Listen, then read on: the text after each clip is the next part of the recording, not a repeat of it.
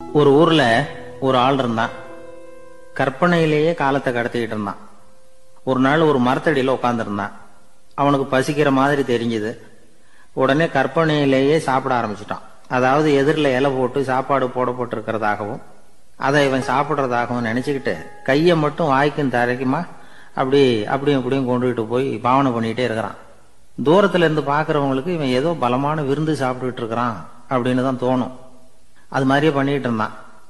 அந்த வழியா ஒரு சன்னியாசி வந்துகிட்டு இருந்தார். இவனை பார்த்தார். என்ன இவன் இப்படி பண்ணிட்டு இருக்கிறானே அப்படின்னு நினைச்சாரு. கொஞ்ச நேரம் அவனையே உத்து பார்த்துக்கிட்டு இருந்தார். இவரை பார்த்ததும் அவன் இன்னமும் சுவாரஸ்யமா சாப்பிட ஆரம்பிச்சுட்டான். அப்பப்பா என்ன இது, இந்த குழம்பு இவ்வளவு காரமா இருக்கு, என்னுடைய நாக்கே எரிஞ்சு போடும் போல இருக்க அப்படின்னு சொல்லிட்டு பக்கத்துல ஒரு குவளையை எடுத்து தண்ணி குடிக்கிறது மாதிரி பாவனை பண்றான். அப்பாடா இப்ப கொஞ்சம் பரவாயில்ல அப்படின்னு சொல்லிட்டு குவளையை கீழே வைக்கிறது மாதிரி ஒரு பாவனை பண்றான். சன்னியாசி பார்த்தார். என்னப்பா சாப்பாட்டுல காரம் அதிகமோ அப்படின்னார். ஆமா சுவாமி, ஞாபகம் மறதியில் கொஞ்சம் மிளகாய் அதிகமா சேர்த்துக்கிட்டேன் அப்படின்னா. சரி சாப்பிடு அப்படின்னு சொல்லிட்டார். அவன் சாப்பிட்டு முடிக்கிற வரைக்கும் பொறுமையா உட்காந்துருந்தார். அவன் அப்பாடா அப்படின்னு சொல்லிட்டு மறுபடியும் தண்ணியை எடுத்து குடிச்சான்.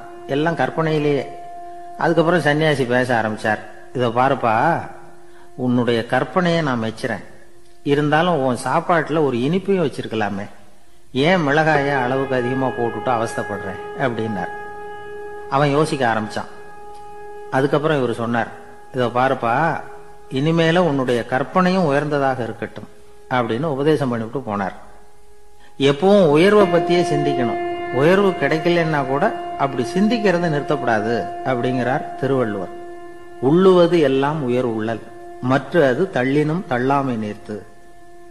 ஊக்கம் இல்லாம உலகத்துல வாழ்ந்து பிரயோஜனம் இல்லை. அதனால உயர்வாகவே சிந்திக்கணும். அது நம்மளை ஊக்கப்படுத்தும். இது பெரிய ஒரு வாக்கு. இந்த உலகத்துல கற்பனையிலேயே வாழ்கிற சில கஞ்சர்களும் உண்டு. அதாவது 2 கஞ்சர்கள், 2 பேரும் பக்கத்து ஊர்ல இருந்தாங்க. பொங்கல் சமயம் ஒரு கஞ்சன் தன்னுடைய மகனை கூப்பிட்டான். இதோ பாருப்பா, பக்கத்து ஊர்ல என்னுடைய நண்பன் ஒருத்தன் இருக்கிறான், அவனுக்கு பொங்கல் பரிசு ஏதாவது கொடுக்கணும். நான் ஒரு 4 ஆட்டுக்குட்டியை தரேன், நீ கொண்டுகிட்டு போய் கொடுத்துட்டு வந்து விடுறியா அப்படின்னு கேட்டான். சரி நான் புள்ள, ஒரு பைய கையில் எடுத்துக்கோன்னா. அவன் எடுத்துக்கிட்டான். இந்த ஆட்டுக்குட்டி பிடிச்சிக்கோ அப்படின்னு சொல்லி ஒவ்வொன்னா போடுறேன் பார் அப்படின்னு சொல்லிட்டு 1 2 3 4 அப்படின்னு எண்ணிக்கிட்டே வெறும் சைகையாலேயே ஆட்டுக்குட்டியை பிடிச்சி போடுறது மாதிரி பாவனை பண்ணிட்டு இருக்கிறான். அவன் பிள்ளையும் அது ரொம்ப அக்கறையா வாங்கிக்கிறது மாதிரி வாங்கிக்கிட்டு அந்த பைய தூக்கிக்கிட்டு அடுத்த ஊருக்கு போறான். இவன் அங்க போய் சேர்ந்த நேரத்துல அந்த கஞ்சன் ஊர்ல இல்ல, எங்கேயோ வெளியில போயிருக்கிறான். அவனோட புள்ள மட்டும்தான் வீட்டுல இருந்தான். இவன் அவன்கிட்ட, இதை பாரு, எங்க அப்பா உங்க அப்பாவுக்கு ஆட்டுக்குட்டி கொடுத்து அனுப்பியிருக்கிறாரு, குடிச்சுக்கோ அப்படின்னு சொல்லி பாவனையிலேயே ஒவ்வொன்னா எடுத்து அவன்கிட்ட கொடுத்துட்டான். அவனும் வாங்கிட்டான் வாங்குறது மாதிரி. அப்புறம் சொன்னான், சரிப்பா நானும் பதிலுக்கு ஏதாவது ஒண்ணுகிட்ட கொடுக்கணும் இல்லையா, அதனால அந்த பைய புடி, ஒரு 10 எலுமிச்சம்பழம் தரேன், பதிலுக்கு அதை நீ எடுத்துட்டு போ அப்படின்னு சொல்லி கையாலேயே ஒவ்வொன்னா எடுத்து போடுறது மாதிரி பாவனை பண்ணிவிட்டான். அவனும் ரொம்ப நன்றி அப்படின்னு சொல்லிவிட்டு அதை வாங்கிட்டு போயிட்டான். கொஞ்ச நேரம் கழிச்சு வெளியில போயிருந்த அப்பங்காரன் திரும்பி வந்தான். உள்ள சொன்னான், அப்பா, உன்னோட நண்பர் அவருடைய மகன் மூலமா உனக்கு 6 ஆட்டுக்குட்டி கொடுத்து அனுப்பியிருந்தார், நானும் பதிலுக்கு ஒரு 10 எலுமிச்சம்பழம் கொடுத்து அனுப்பியிருக்கிறேன் அப்படின்னா. எப்படிடா கொடுத்தேன்னு கேட்டார் அப்பா. இப்படிதான் கொடுத்தேன்னு சொல்லி சைகையிலேயே காட்டினான். இதை பார்த்ததும் அப்பங்காரனுக்கு பயங்கரமா கோபம் வந்துட்டுது. பலார்னு அரைஞ்சுட்டான் பையனு. ஏன்பா அரைஞ்ச, 10 எலுமிச்சம்பழம் கொடுத்துட்டேனே அப்படிங்கிறதுக்காகவா அப்படின்னு கேட்டான். அது கூட பரவாயில்ல, நீ காட்டுற சைகையை பார்த்தா ஆரஞ்சு பழம் சைஸுக்கு இருக்குதே, அவ்வளவு பெருசா ஏன் கொடுத்த, அதுதான் எனக்கு கோபம் அப்படின்னா.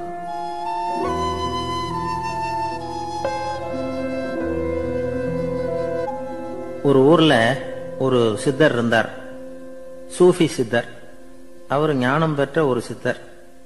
ஒரு நாள் அந்த நாட்டு மன்னன் அவரை பார்க்கறதுக்காக வந்தான். என்ன வேணும் உனக்குன்னு கேட்டார். நான் கடவுளை பார்க்கணும், அதுக்கு நீங்க தான் உதவி பண்ணணும் அப்படின்னா அவன். சித்தர் கொஞ்சம் யோசனை பண்ணார். சரி போயிட்டு நாளைக்கு வாங்கினார். அதே மாதிரி மன்னன் போயிட்டு அடுத்த நாள் வந்தான். இங்க நீ என்னோட 1 வாரம் தங்கி இருக்க வேண்டியிருக்கும்னார். சரின்னா ஒரு பிச்சை பாத்திரத்தை தூக்கி கையில கொடுத்தார். அவனுக்கு ஒன்றும் புரியல. இருந்தாலும் வாங்கிட்டான். வாங்கிட்டு இதை என்ன செய்யணும் அப்படின்னு கேட்டான். இதை ஒன்றும் செய்ய வேணாம், இதை எடுத்துக்கிட்டு பக்கத்தில் உள்ள கிராமங்களுக்கு போ, வீடு வீடா பிச்சை எடுத்துக்கிட்டு வா. அப்படி வந்த பிறகுதான் உனக்கு சாப்பாடும் ஓய்வும் கிடைக்கும். ஒரு வாரம் இப்படி செய், அதுக்கப்புறம் 8வது நாள் நாம கடவுளை பத்தி யோசிக்கலாம் அப்படின்னார். இப்படி ஒரு சொன்னதை கேட்டதும் அந்த அரசனுக்கு அதிர்ச்சி ஆயிட்டுது. ஒரு மாதிரி ஆயிட்டான். தன்னுடைய சொந்த நாட்டில் சொந்த குடிமக்கள் கிட்ட போய் பிச்சை எடுக்கிறதா அப்படின்னு யோசனை பண்ணி பார்த்தான். அதுக்கப்புறம் மெதுவா அவன் அந்த சித்தரை பார்த்தான். ஐயா, சொந்த நாட்டிலேயே பிச்சை எடுக்கிறதுன்னா எனக்கு ஒரு மாதிரியா இருக்கு, வெக்கமா இருக்கு. நான் வேணும்னா வெளி தேசத்துல எங்கேயாவது போய் பிச்சை எடுக்கவா அப்படின்னு கேட்டான். இதுக்கு அந்த சித்தர் ஒரு சம்மதிக்கல. இத பாரு, உன்னால பிச்சை எடுக்க முடியலன்னா பேசாம திரும்பி அரண்மனைக்கே போயிடு. அதுக்கப்புறம் கடவுளை பத்தி எல்லாம் பேசுறதுக்கு என்னை தேடிட்டு வரக்கூடாது அப்படின்னு விட்டார். மன்னன் தயங்கினான். இருந்தாலும் மனசை சரி பண்ணிட்டு சம்மதிச்சான். சரிங்க, ஒரு வாரம் இங்க தங்குறேன், நீங்க சொல்றது மாதிரி பக்கத்து கிராமங்களுக்கு போறேன், வீடு வீடா பிச்சை எடுக்கிறேன், வர்றேன் அப்படின்னா. ஒரு வாரம் தெரு தெருவா பிச்சை பாத்திரத்தோட அலைஞ்சான். சொந்த ஊர்ல சொந்த குடிமக்கள் கிட்ட பிச்சை எடுத்தான். 7 நாள் முடிஞ்சது. 8வது நாள் அந்த சித்தர் மன்னனை கூப்பிட்டார். இப்படி வாழ்னார். வந்தான். இனிமே நீ கடவுளை பத்தி என்கிட்ட கேட்கலாம்னார். இனிமே கேட்கறதுக்கு ஒண்ணுமே இல்லை சுவாமின்னா இவன். ஒரு வார காலம் பிச்சை எடுத்த பிறகுதான் கடவுளை காண முடியும் அப்படின்னு நான் கனவு கூட காணவில்லைன்னா. அப்படின்னா நீ பிச்சை எடுத்த காலத்துல அப்படி என்னதான் நடந்தது அப்படின்னு கேட்டார் அவரு. சுவாமி, ஒரு வார காலம் பிச்சை எடுத்ததுல என்னுடைய ஆணவம் அழிஞ்சுட்டுது. அது இப்ப இருக்கிற இடமே தெரியல. இப்ப அதை காணவே காணோம். பிச்சைக்காரனா இருந்தப்போ பெற்றதை மன்னனாக இருக்கும் போது பெற முடியாதுங்கிறத புரிஞ்சுக்கிட்டேன் அப்படின்னா மன்னன். அடக்கம் பிறந்தவுடன் தெய்வீக கதவுகள் திறந்து கொள்கின்றன அப்படிங்கிறார் ஓஷோ. நம்மால் ஒருத்தன் ஆணவம் அழியணுங்கிறதுக்காக ஒரு திருவோட்டை எடுத்துக்கிட்டு தெரு தெருவா பிச்சை எடுக்க ஆரம்பிச்சான். என்ன, தெய்வீக கதவுகள் திறந்துதா அப்படின்னு கேட்டார் ஒருத்தர். தெய்வீக கதவு திறக்கிறதுக்கு முன்னாடியே எங்க வீட்டு கதவு சாத்திக்கிட்டுதுன்னா. என்னடா சொல்றேன்னார். இனிமே வீட்டுக்குள்ளேயே வர வேணாம், இதையே தொழிலா வச்சுக்கோ அப்படின்னு எங்க வீட்டுல சொல்லிவிட்டாங்க சார் அப்படின்னா.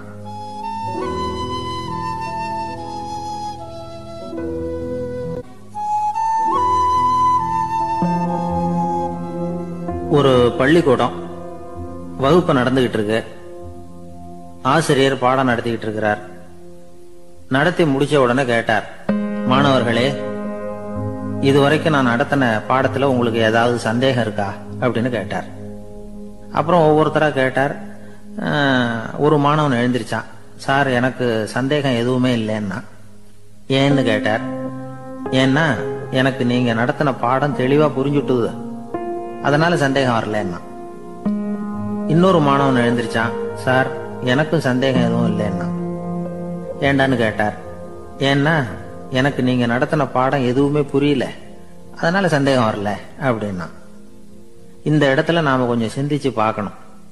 இந்த உலகத்துல எல்லாம் புரிஞ்ச ஒருத்தனுக்கும் சந்தேகம் வராது, எதுவுமே புரியாத ஒருத்தனுக்கும் சந்தேகம் வராது.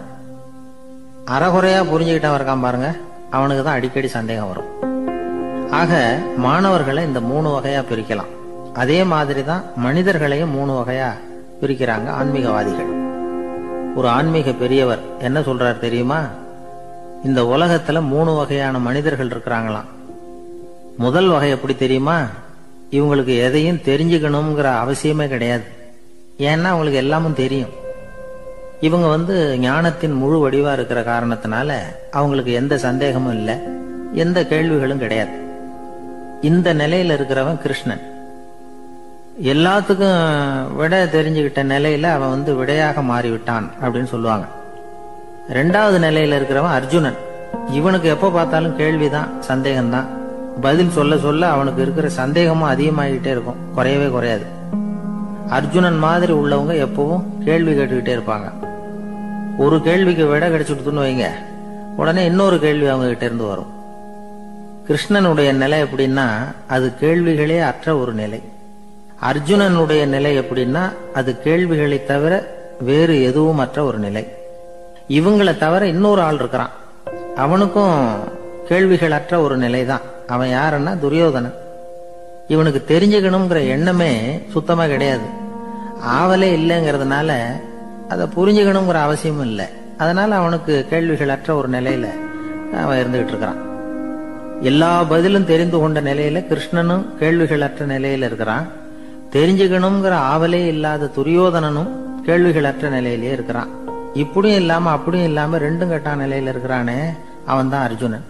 அதனால பெரியவங்கள்லாம் என்ன சொல்றாங்கன்னா, இந்த உலகத்துல அர்ஜுனன்களா இருக்கிறவங்க ஒண்ணு துரியோதனனா மாறிடணும், இல்லைன்னா கிருஷ்ணனா மாறிடணும். இதை தவிர வேற வாய்ப்பு இல்லை. துரியோதனன் மாதிரி உள்ளது விலங்கு நிலை, கிருஷ்ணன் மாதிரி உள்ளது தெய்வ நிலை. அர்ஜுனன் விலங்காவும் ஆக முடியல, தெய்வமாவும் ஆக முடியல. இப்படி ரெண்டும் கெட்டானா இருக்கிற வரைக்கும் இந்த கேள்விகளும் பிரச்சனைகளும் இருந்துகிட்டே தான் இருக்கும். இதுதான் பெரியவர்கள் சொல்லுகிற அனுபவ உண்மை.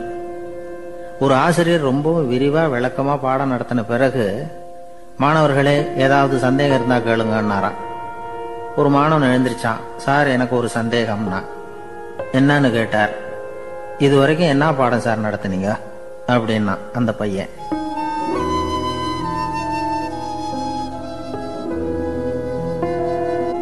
ஒரு ஊர்ல ஒரு மன்னர் இருந்தார். ஒரு நாள் அவருடைய அரசவைக்கு ஒரு ஓவியன் வந்தான். அவன் சீனா தேசத்திலிருந்து வந்தவன், தாவோ சிந்தனையாளன். அவன் அங்க மன்னர் முன்னாடி நிக்கிறான். யாரும் செய்ய முடியாத ஒரு காரியத்தை என்னால செய்ய முடியும்னா. இவன் இப்படி சொன்னதை கேட்டதும் ஏற்கனவே அங்க இருந்த அரசவை ஓவியன் ஒருத்தனுக்கு கோபம் வந்துட்டுது. இதோ பாரு, இப்படி எல்லாம் பேசக்கூடாது, நான் வேணும்னா உன்னுடைய சவாலை ஏத்துக்கிறேன் அப்படின்னா.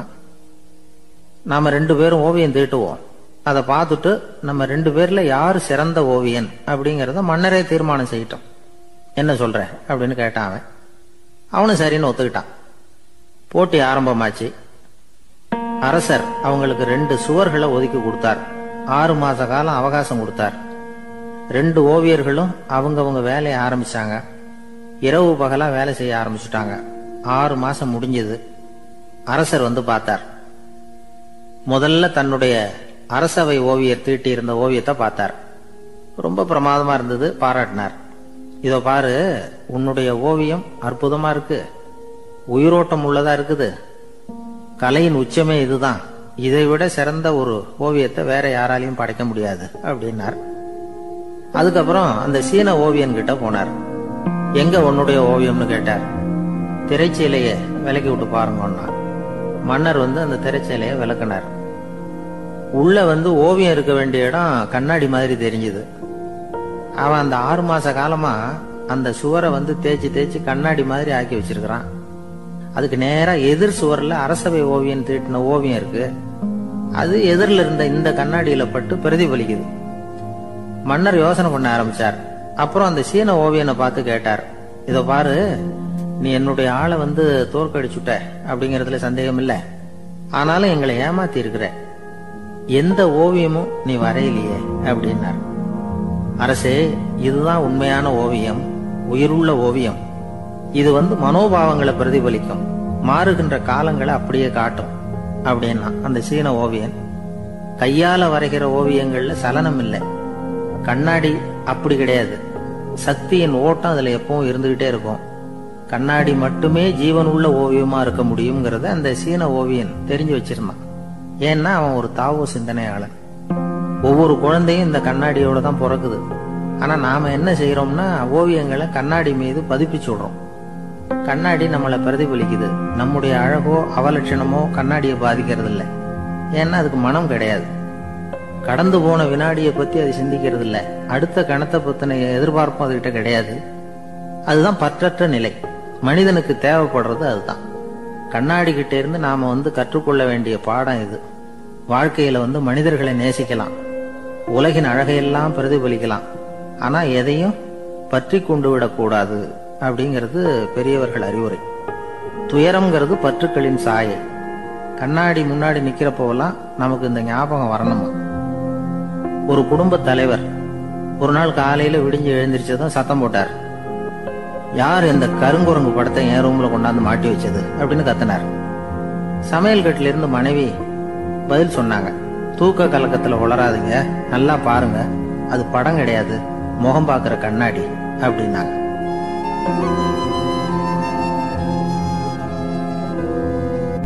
ஒரு ஆளு வேகமா நடந்து போயிட்டு இருந்தான். அவன் வேகமா நடக்கிறதுக்கு காரணம் வெயில் காலம், காலில் செருப்பு இல்லை, மணல் பாதை, அதுதான் வேகம்.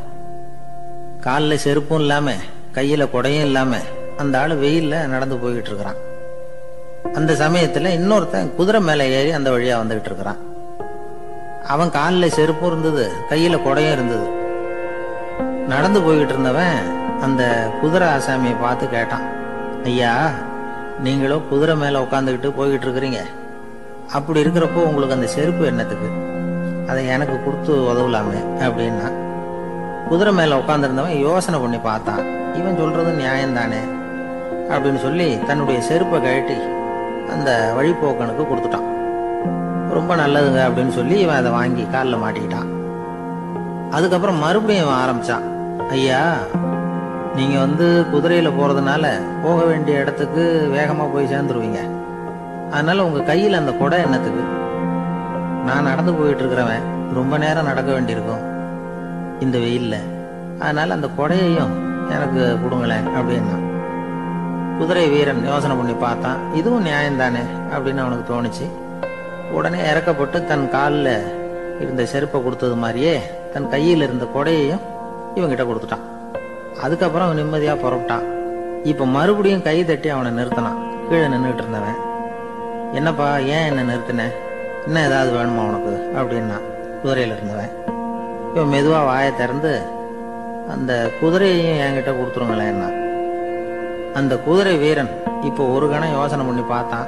உடனே என்ன பண்ணான் தெரியுமா, தன்கிட்ட இருந்த குதிரை சவுக்கை எடுத்தான். குதிரை சவுக்கால அந்த ஆளை வாங்குவாங்கன்னு வீசி தள்ளிவிட்டான். இவ்வளவு சவுக்கடியும் வாங்கிட்டு இந்த ஆள் என்ன பண்ணான் தெரியுமா, சிரிக்கிறான். அடி வாங்கிட்டு யாராவது சிரிப்பாங்களா? குதிரை வீரனுக்கு ஒன்றும் புரியல. என்னப்பா அது, ஏன் இப்படி அடி வாங்கிட்டு இப்படி சிரிக்கிறியே அப்படின்னு கேட்டான். இப்ப அந்த வழிபோக்கன் சொல்றான், ஐயா, நான் இப்படி சிரிக்கிறதுக்கு காரணம் இருக்கு. இப்படி குதிரை கேட்டு உங்ககிட்ட அடி வாங்கலைன்னு வச்சுக்கோங்க, என் உயிர் உள்ள வரைக்கும் மனசுல ஒரு தவிப்பு இருந்துகிட்டே இருக்கும். செருப்பையும் கொடையையும் கேட்ட உடனே கொடுத்தவன் குதிரையையும் கேட்டிருந்தா கொடுத்துருப்பானோ அப்படிங்கிற பேராசையில ஏங்கிக்கிட்டே இருந்திருப்பேன். இப்போ உங்ககிட்ட அடி வாங்கின பிறகு என்னுடைய அந்த சந்தேகம் தீர்ந்து போச்சு. என்னுடைய ஆசைக்கு எல்லை எது அப்படிங்கறத எனக்கு புரிஞ்சுட்டுது அப்படின்னு சொல்லிவிட்டு அவன் நடக்க ஆரம்பிச்சுட்டானான். ஆசைக்கும் எல்லை உண்டு அப்படிங்கிறத விளக்கறதுக்காக வாரியார் சுவாமிகள் சொல்ற கதை இது. இந்த காலத்திலயும் ஒருத்தன் அது மாதிரி கொடை செருப்போட குதிரையில போய்கிட்டு இருந்தான்.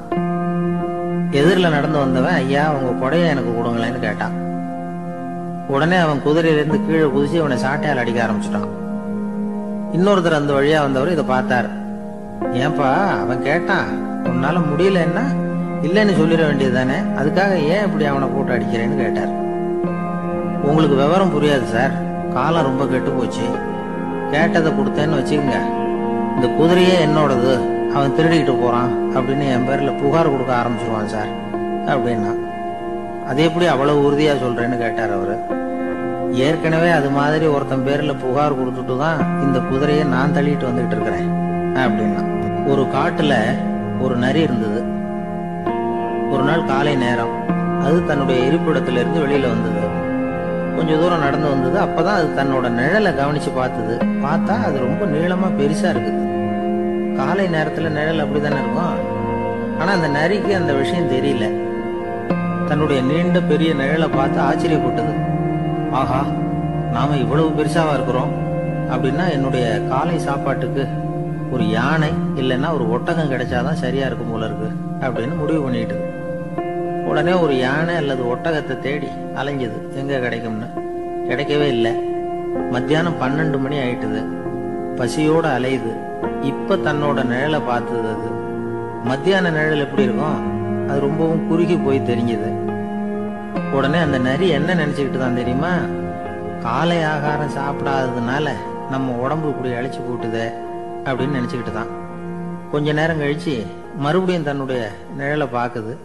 அது இன்னமும் குறுகி போய் காலடியிலேயே வந்துட்டுது. அதுக்கு பயமா போயிடுது. ஐயோ, இன்னும் கொஞ்ச நேரத்துல நாம இறந்துருவோம் போல இருக்க, இப்ப என்ன செய்யறது? இந்த சமயத்துல ஒரு எறும்பு கிடைச்சா கூட போதும், அதை நம்ம காலை ஆகாரமா நினைச்சு சாப்பிட்டுள்ளாமே அப்படின்னு நினைச்சுதான். நம்முடைய நிழல் கூட நம்மள மாதிரியே தான் அடிக்கடி மாறிக்கிட்டே தான் இருக்குது. அது எப்பவும் ஒரே மாதிரி இருக்கிறது இல்ல. மனிதனுக்கு ஏற்படுகிற தன்முனைப்பு இருக்கு பாருங்க, ஈகோ, அது கூட ஒரு நிழல் மாதிரி தானா. அப்படி நினைக்க ஆரம்பிச்சுட்டா அதனால ஏதும் பிரச்சனை வராதான். தன்முனைப்பை நிழல் போலவே ஏற்றுக்கொள்ளுங்கள் அப்படிங்கிறது பெரியவங்க கருத்து. ஒரு காரியத்தை வெற்றிகரமா நல்ல விதமா செஞ்சு முடிக்கிறோம்னு வச்சுக்கோங்க, அந்த சமயத்துல ஒரு வித நுட்பமான தற்பெருமை நமக்குள்ள உண்டாகுது. இது இயற்கையானது, அதனால இது மேல பற்று வைக்கக்கூடாது. அப்படி வைக்க ஆரம்பிச்சுட்டா அந்த தற்பெருமை ஒரு நிரந்தர விருந்தாளியா நம்ம கிட்ட தங்கிக்கும். நம்ம நிழல் எப்படின்னு பாருங்க, நாம நடக்கும் பொழுது நம்ம பின்னாடியே வரும். தன்முனைப்பையும் அப்படியே நினைச்சுக்குங்க. நிழல் யாருக்கும் எந்த பிரச்சனையையும் உண்டாக்குறது இல்லை. ஆனா அந்த நிழலை கண்டே நாம பயப்பட ஆரம்பிச்சுட்டா நாம எதுலயும் வெற்றி காண முடியாது. நிழலோட சண்டை போடக்கூடாது. அது மாதிரி தன்முனைப்போடவும் நாம சண்டை போட வேண்டியதில்லை. இல்லாத ஒன்றோடு சண்டை போடுறது எப்படின்னா, அது இருட்டோட சண்டை போடுறது மாதிரி. நாம நிழல் கிடையாது, நம்ம கிட்ட இருக்கிற தன்முனைப்பு ஒரு நிழல். நம்ம நிழலையும் நமக்கு சமமா பாக்குறோம் பாருங்க, அங்கதான் சிக்கலே ஆரம்பம். இப்போ நாம நடந்து போய்கிட்டு இருக்கிறோம், நம்ம நிழல் தரையில விழுது. யாரோ ஒருத்தர் நம்ம நிழல் மேல காலை வச்சு நடந்து போறார். உடனே அவர்கிட்ட சண்டைக்கா போறோம், ஏண்டா என் நிழலை மிதிச்ச அப்படின்னு. நமக்கு தெரியும் அது நிழல் தாங்கிறது. அவர் உங்க மேல நடக்கல, உங்களுடைய நிழல் மேலதான் நடக்கிறார். அது மாதிரி உங்க தன்முனைப்பின் மேல யாராவது நடந்தா உங்களை அவமானப்படுத்துறதா நினைக்கிறீங்க. காரணம், நாமளும் நம்ம தன்முனைப்பும் ஒண்ணுங்கிற நினைப்பு தான் காரணம், மற்றபடி வேற ஒண்ணும் கிடையாது. நம்ம நிழல் மேல நடக்கிறவர் நம்மளை காயப்படுத்துறது இல்ல. தன்முனைப்பை வேண்டாத ஒன்னாவும் பார்க்க வேண்டியதில்லை. அது இயற்கை. நிழலை உங்க முன்னாடி வைக்க வேணாம், அது உங்க பின்னாடியே இருக்கட்டும். நிழலின் நிழலாகி விடாதீர்கள், நீங்கள் நீங்களாகவே இருங்கள். இதுதான் சான்றோர் சிந்தனை. ஒரு பேருந்துல ஒரே நெரிசல். ஒருத்தர் பக்கத்துல நின்றுகிட்டு இருந்தவர்கிட்ட ரொம்ப பணிவா விசாரிச்சார், ஏன் சார் நீங்க ஏதாவது பெரிய உத்தியோகத்துல இருக்கிறீங்களா அப்படின்னார். அப்படிலாம் ஒண்ணும் இல்லைங்கன்னார் அவரு. அப்படின்னா வேற ஏதாவது அரசியல்ல பெரிய பதவியில் இருக்கிறீங்களா அப்படின்னு கேட்டார். அதுவும் இல்லைங்கன்னார். சரி, பணமாவது அதிகமா வச்சிருக்கீங்களா அப்படின்னு கேட்டார். அப்படிலாம் ஒண்ணும் கிடையாது சார்னார் அவரு. அப்புறம் எதுக்குடா என் காலை மிதிச்சுக்கிட்டு இருக்கிற, எடுறா காலை அப்படின்னாராம் இவர். ஒரு ரயில் வேகமா போயிட்டு இருக்கு. அது ஒரு ரயில்வே ஸ்டேஷன்ல கொஞ்ச நேரம் நின்னுது. அப்போ அதுல ஒரு ஆள் ஏறினார். தலையில ஒரு மூட்டையை வச்சிருந்தார். மூட்டையை தலையில சுமந்துகிட்டே உள்ள வந்தாரு. மூட்டையை தலையில சுமந்துகிட்டே ஒரு இடத்துல உட்கார்ந்தார். ரயில் மறுபடியும் புறப்பட்டது. இவர் தன் தலையில இருந்த மூட்டைய கீழே இறக்கி வைக்கணும்ல, வைக்கல, சுமந்துகிட்டே வர்றார். எதிரில் உட்கார்ந்துருந்தவர் கேட்டார், ஏங்க ஏன் இப்படியே உட்கார்ந்து இருக்கிறீங்க தலையில மூட்டையை வச்சுக்கிட்டு, மூட்டையை கீழே இறக்கி வைக்கலாமே அப்படின்னார். வேணாங்க, பாவம், தலையில இருக்கிற மூட்டையை இறக்கி ரயில்ல வச்சா ரயிலுக்கு பாரம் அதிகமா இருக்கும் அப்படின்னார் அவரு. இப்படி ஒரு ஆளை பார்த்தா நமக்கு சிரிப்பு தான் வரும். ஏன்னா ரயில்ங்கிறது அந்த மூட்டையையும் சேர்த்து சுமந்துக்கிட்டு தான் போகுது. அவன் அந்த மூட்டையை தலையில வச்சிருந்தாலும் ஒண்ணுதான், தரையில வச்சிருந்தாலும் ஒண்ணுதான். அதனால ரயிலுக்கு எந்த மாற்றமும் ஏற்பட போறதில்லை. அதே மாதிரிதான் நம்ம மனமும். இதுவும் ஒரு தேவையில்லாத சுமை, அனாவசியமா சுமந்துகிட்டு இருக்கிறோம். இத கீழே இறக்கி வச்சுட்டா வாழ்க்கை பிரயாணம் சுகமா இருக்கும். ரயில் பிரயாணம் பண்ற அந்த ஆள் மூட்டையை சுமக்கிறான், வாழ்க்கை பிரயாணம் பண்ற நாம மனசை சுமக்கிறோம். இது ரெண்டுக்கும் எந்த வித்தியாசமும் இல்லை. மனசை கீழே இறக்கி வச்சுட்டா பாரம் இல்லாமல் வாழலாம், பறவைகள் மாதிரி பறக்கலாம், குழந்தைகள் மாதிரி கள்ளங்கபடம் இல்லாம வாழலாம். இந்த வெளி உலகத்துல நாம நிலை பெற்று இருக்கணும், வேரூன்றி இருக்கணும். அதே சமயம் நம்முடைய உள்வெளியில ஆன்மீக வாழ்க்கையில பாரம் இல்லாம இருக்கணும். அப்போ பறக்கணும், நதியை போல ஓடணும், மிதக்கணும். பயணம் சுகமா இருக்கும், களைப்பு தெரியாது, கவலை தெரியாது. ஒரு சீடன் போதி தர்மரை நாடி வந்தான். குருவே, நீங்கள் என்ன வெறுமையாக இருக்க சொன்னீங்க, நான் இப்ப மறுபடியும் வெறுமையானவன் ஆகிட்டேன், அதனால இப்ப என்ன செய்ய சொல்றீங்க என்ன அப்படின்னு சொல்லி நின்னான்.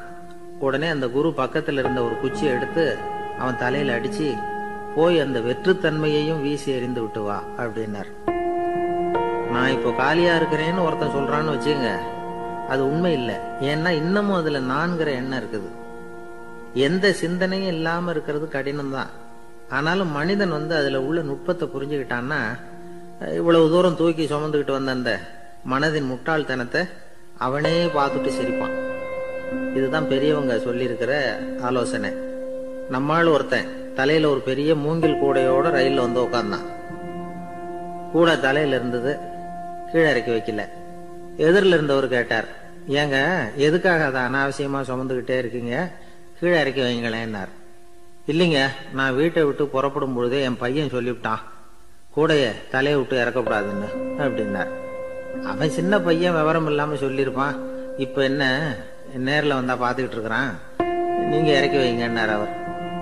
அவன் நேர்ல பாத்துக்கிட்டு இல்ல, இருந்தாலும் நான் இந்த கூடையை கீழே இறக்கி வச்சா அது அவனுக்கு தெரிஞ்சிரும் அப்படின்னாரு இவரு. அது எப்படின்னாரு அவர். அவன் தனக்கு டிக்கெட் வாங்க வேணாம்னு சொல்லி இப்ப இந்த கூடைக்குள்ளதான் உட்கார்ந்துருக்கிறான் அப்படின்னார் இவர். ஒரு ஊர்ல ஒரு மன்னர் இருந்தார். அழகான அரண்மனையில அவர் இருந்தார். அந்த அரண்மனையை விட அழகா ஒரு மாளிகைய அந்த ஊர்லயே வேற ஒருத்தன் கட்டியிருந்தான். அப்படி கட்டி முடிச்சதுல அவனுக்கு ரொம்ப பெருமை. எத்தனையோ செல்வந்தர்கள்லாம் பார்த்துட்டு, இந்த மாளிகையை விலைக்கு கொடுத்துடுறியா, எவ்வளவு விலை சொன்னாலும் சரி நாங்க வாங்கிக்கிறதுக்கு தயாரா இருக்கோம் அப்படின்னு சொல்லி கேட்டு பார்த்துட்டாங்க. நான் இதை விற்கிறதுக்கு தயாரா இல்ல அப்படின்னு சொல்லிவிட்டான். அவ்வளவு சிறப்பா கலை அம்சத்தோடு அதை கட்டி முடிச்சிருக்கிறான். அதுவே ஒரு பெரிய அரண்மனை மாதிரி இருந்ததுன்னா பாத்துங்களேன். சுற்றிலும் அழகான பூந்தோட்டம். ஒரு நாள் அவன் எங்கேயோ வெளியூர் போயிட்டு திரும்பி வந்துகிட்டு இருக்கிறான். அப்போ அந்த மாளிகை தீப்பெட்டி எரிஞ்சுக்கிட்டு இருக்கு. பதறி போட்டான். விலைக்கு கேட்டவங்க யாராவது இதை செஞ்சிருக்கணும், இல்லைன்னா மன்னரே செய்த சதியே என்னவோ, இப்படிலாம் அவனுக்கு சந்தேகம். ஒரு மூலையில உட்காந்து அழ ஆரம்பிச்சுட்டான். அந்த சமயத்துல அவனுடைய மகன் அங்க ஓடி வந்தான். அப்பா அழாதீங்க, இதை நான் நேத்து ராத்திரியே நம்ம ஊர் மன்னருக்கு வித்துட்டேன். இதை கட்டி முடிக்க நமக்கு எவ்வளவு செலவாச்சோ அதை போல 3 மடங்கு விலைக்கு வித்துட்டேன், கவலைப்படாதீங்க. இதை விட அழகான மாளிகையை நாம புதுசா கட்டிக்கலாம்னா. இதை கேட்டதும் அழுதுகிட்டு இருந்தவன் அழுகையை நிறுத்தினான், சிரிக்க ஆரம்பிச்சுட்டான். இதே இடத்த நான் மன்னர்கிட்ட இருந்து விலைக்கு வாங்குவேன், இதை விட அழகான மாளிகைய கட்டுவேன் அப்படின்னு சுத்தி நின்ன எல்லார்கிட்டையும் சொல்லிட்டு இருந்தான்.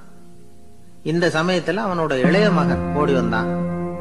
அப்பா, அண்ணன் சொன்னதெல்லாம் சரிதான், மன்னர்கிட்ட விலை பேசினதெல்லாம் உண்மைதான். ஆனா வித்தது பேச்சு அளவுல தான். இனிமேதான் பத்திரம் வாங்கணும், எழுதணும், நீங்க கையெழுத்து போடணும், பதிவு பண்ணணும், மன்னர்கிட்ட பணம் வாங்கணும். அதுக்காகத்தான் உங்களை எதிர்பார்த்துக்கிட்டு இருந்தோம். அதுக்குள்ள இப்படி ஆயிட்டுதுன்னா. இப்ப சிரிச்சுக்கிட்டு இருந்தவன் சிரிப்பை நிறுத்தினான். மறுபடியும் குழந்தை மாதிரி அழ ஆரம்பிச்சுட்டான். இது ஒரு சம்பவம். இதுல இருந்து என்ன தெரியுது? அந்த அழகான மாளிகை தன்னுடையது அப்படின்னு நினைக்கும் பொழுது அவனுக்கு அழுகை வந்தது. அது தன்னுடையது இல்லை அப்படின்னு நினைக்கிற போது சிரிப்பு வந்தது. மறுபடியும் அது தன்னுடையதுதான் அப்படிங்கிற உணர்வு வரும்பொழுது அழுகை. எது எதிலிருந்து நீ நீங்கி இருக்கிறாயோ அது அதிலிருந்து உனக்கு துன்பம் இல்லை அப்படிங்கிறார் திருவள்ளுவர். இந்த உடம்பு என்னுடையதில்லை அப்படிங்கிற உணர்வு வந்துட்டா அது ஒரு பெரிய நிலை. அந்த நிலை வரணும். எல்லாத்தையும் பயன்படுத்திக்கலாம், ஆனா பற்றுல விழுந்துடக்கூடாது. உலகத்தில் இருங்கள், ஆனால் உலகத்தவராக இருக்காதீர்கள். உலகிற்குள் இருங்கள், உலகம் உங்களுக்குள் வந்துவிட அனுமதிக்காதீர்கள். விலகி இருங்கள், விழித்திருங்கள், மௌனமாய் பார்த்திருங்கள் அப்படிங்கிறது சான்றோர் கருத்து. செய்ய வேண்டிய கடமையிலிருந்து விலகி இருக்கிறவர்கள் நம்ம கிட்ட நிறைய பேர் உண்டு. அப்படிப்பட்ட ஒருத்தர் டாக்டர் கிட்ட போனார். டாக்டர், நான் ஒரு கவர்மெண்ட் ஆபீஸ்ல வேலை பார்க்கிறேன், எனக்கு ஒரே அசதியா இருக்கு, என்னை சோதிச்சு பாருங்க, ஆலோசனை சொல்லுங்க ஏதாவதுன்னார். டாக்டர் அவரை பரிசோதனை பண்ணி பார்த்துட்டு சொன்னார், இதோ பாரு, உனக்கு இப்போ தேவைப்படுறது முழு ஓய்வு. நீ எவ்வளவு சீக்கிரமா ஆபீஸுக்கு போறியோ அவ்வளவுக்கு உனக்கு நல்லது அப்படின்னாராம்.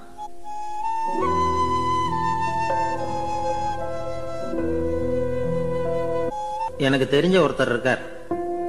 அவரு ஒரு பெரிய காவல்துறை அதிகாரி, ரொம்ப கண்டிப்பானவர். அவரை கண்டாவே எல்லாரும் பயப்படுவாங்க. அப்படிப்பட்டவர் வீட்டுக்கு போனா அப்படியே அடியோட மாறிடுவார். அங்க போய் பாத்தீங்கன்னா குழந்தைகளோட குழந்தையா அவர் விளையாடிட்டு இருப்பார். அலுவலக சமயத்துல பாத்தீங்கன்னா குதிரை முதுகுல அவர் உட்கார்ந்துருப்பார். வீட்டுல பாத்தீங்கன்னா அவரு முதுகுல குழந்தை உட்கார்ந்துருக்கும். அவரு குதிரை மாதிரி போயிட்டு இருப்பார். இது எப்படிங்க முடியுது உங்களால அப்படின்னு கேட்டாங்க. அது ஒண்ணுமில்ல, இங்க வீட்டுக்கு வந்த உடனே என்னோட மனசை தனியா எடுத்து வச்சிருவேன் அப்படின்னார். அது என்னங்க உங்க சட்ட பயிலியா இருக்குது மனசு, அது தனியா எடுத்து வைக்கிறதுக்கு அப்படின்னு கேட்டாங்க. அப்படி இல்லைங்க, இது ஒரு பயிற்சி, மனப்பயிற்சி, அவ்வளவுதான் அப்படின்னார். இப்படி சமயம் பார்த்து மனசை தனியா வச்சுட தெரிஞ்சவங்க வாழ்க்கையில எப்பவும் உற்சாகமா இருப்பாங்க அப்படிங்கிறது பெரியவங்க கருத்து. ஒரு டாக்டர் ஆஸ்பத்திரியில் இருக்கிற வரைக்கும் டாக்டரா இருக்கலாம். அவர் மனைவிட்டையும் அவர் டாக்டரா இருக்க வேண்டிய அவசியம் இல்லை. ஒரு வக்கீல் கோர்ட்ல இருக்கிற வரைக்கும் வக்கீலா இருக்கலாம். வீட்டுக்கு வந்ததுக்கு அப்புறமும் வக்கீலா இருக்க வேண்டிய அவசியம் கிடையாது. வீட்டுல குழந்தைகள் கிட்ட விளையாடும் பொழுதும் அதுகள் கிட்ட ஃபீஸ் கேட்டுட்டு இருக்க கூடாது. நாம எப்படி இருக்கணும்னு பெரியவங்க சொல்றாங்கன்னா, மனசோட சேரக்கூடாதான். அப்படி சேராம வாழ்க்கையை கவனிக்கணுமா. மனசை அப்படியே தனியா எடுத்து பக்கத்துல வச்சுடணும். அப்படின்னா அதை அப்படியே தூக்கி எறிஞ்சுடு அப்படின்னு அர்த்தம் இல்லை. ஏன்னா மனசுங்கிறது நமக்கு உபயோகப்படக்கூடிய ஒண்ணுதான். எப்ப எப்போ அது தேவையோ அப்பப்போ எடுத்து உபயோகப்படுத்திக்கணும். தேவைப்படுறப்போ எடுத்து கண்ணாடியை மாட்டிக்கிறோம்ல, படிக்கும் பொழுது கண்ணாடி தேவைப்படுது, எடுத்து மாட்டிக்கிறோம் இல்லையா? அது மாதிரி கணக்கு போடுறதுக்கு மனசு தேவை. கடைக்கு போய் ஒரு பொருள் வாங்குறோம், காசு கொடுக்குறோம், மீதி சில்லறை சரியா இருக்கா அப்படின்னு எண்ணி பார்த்து வாங்க வேண்டியிருக்கு. அந்த சமயத்துல மனசை எடுத்து தனியா வச்சுட்டேன் அப்படின்னு சொல்லிட்டு இருக்க கூடாது. பரீட்சைக்கு படிக்க வேண்டியிருக்குது, படிச்சதையெல்லாம் அப்படியே நினைவுல வச்சுக்க வேண்டியிருக்கு. அந்த சமயத்துல மனசை தூக்கி எறிஞ்சுட்டேன் சார் அப்படின்னு சொல்லிட்டு இருக்க கூடாது. அப்படி சொன்னா பரீட்சை நம்மளை தூக்கி எறிஞ்சிடும். அதனால தேவைப்படுறப்போ மனசை உபயோகப்படுத்தணும், தேவையில்லாதப்போ அதை தனியா ஓய்வு எடுத்துக்க விட்டுடணும். இப்படி நாம பழக்கப்படுத்திக்கிட்டா வாழ்க்கைங்கிறது நமக்கு புதுசா தெரியுமா. மனசுக்கும் ஒரு சக்தி கிடைக்கும். எந்திரங்களுக்கு ஓய்வு கொடுக்கற மாதிரி மனசுக்கும் ஓய்வு கொடுக்கணும், இல்லைன்னா அது களைச்சு போயிடும். குழந்தைகள் மனசை சுமந்துகிட்டு இருக்கிறது இல்ல. இது முதியவர்கள் குழந்தைகள் கிட்டே இருந்து கத்துக்க வேண்டிய ஒரு பாடம். ஆனாலும் இந்த கால குழந்தைகள் கிட்ட ரொம்ப எச்சரிக்கையா இருக்க வேண்டியிருக்கு. ஒரு தாத்தாவும் பேரனும் விளையாடிக்கிட்டு இருக்கிறாங்க. தாத்தா, எனக்கு சைக்கிள் ஓட்ட கத்து கொடு அப்படிங்கிறான் பேரன். சைக்கிள் உயரம் கூட இல்ல, அதுக்குள்ள சைக்கிள் ஓட்டணுமா அப்படின்னாரு தாத்தா. ஏன் தாத்தா, ரயில் ஓட்டுறாரே, அவர் என்ன ரயில் நீளமா இருக்கார் அப்படின்னு கேட்டானா அந்த பையன்.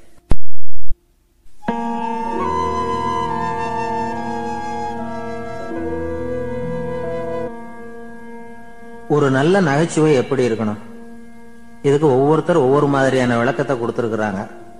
ஆனா கலைவாணர் NS கிருஷ்ணன் கொடுக்கிற விளக்கம் என்ன தெரியுமா? நகைச்சுவைங்கிறது அடுத்தவங்களுக்கு துன்பம் கொடுக்காம இருக்கணும், அடுத்தவங்க மனசை புண்படுத்தக்கூடாது, அதுதான் சிறந்த நகைச்சுவை அப்படிங்கிறார். அதுக்கு அவர் உதாரணமும் கொடுக்கிறார்.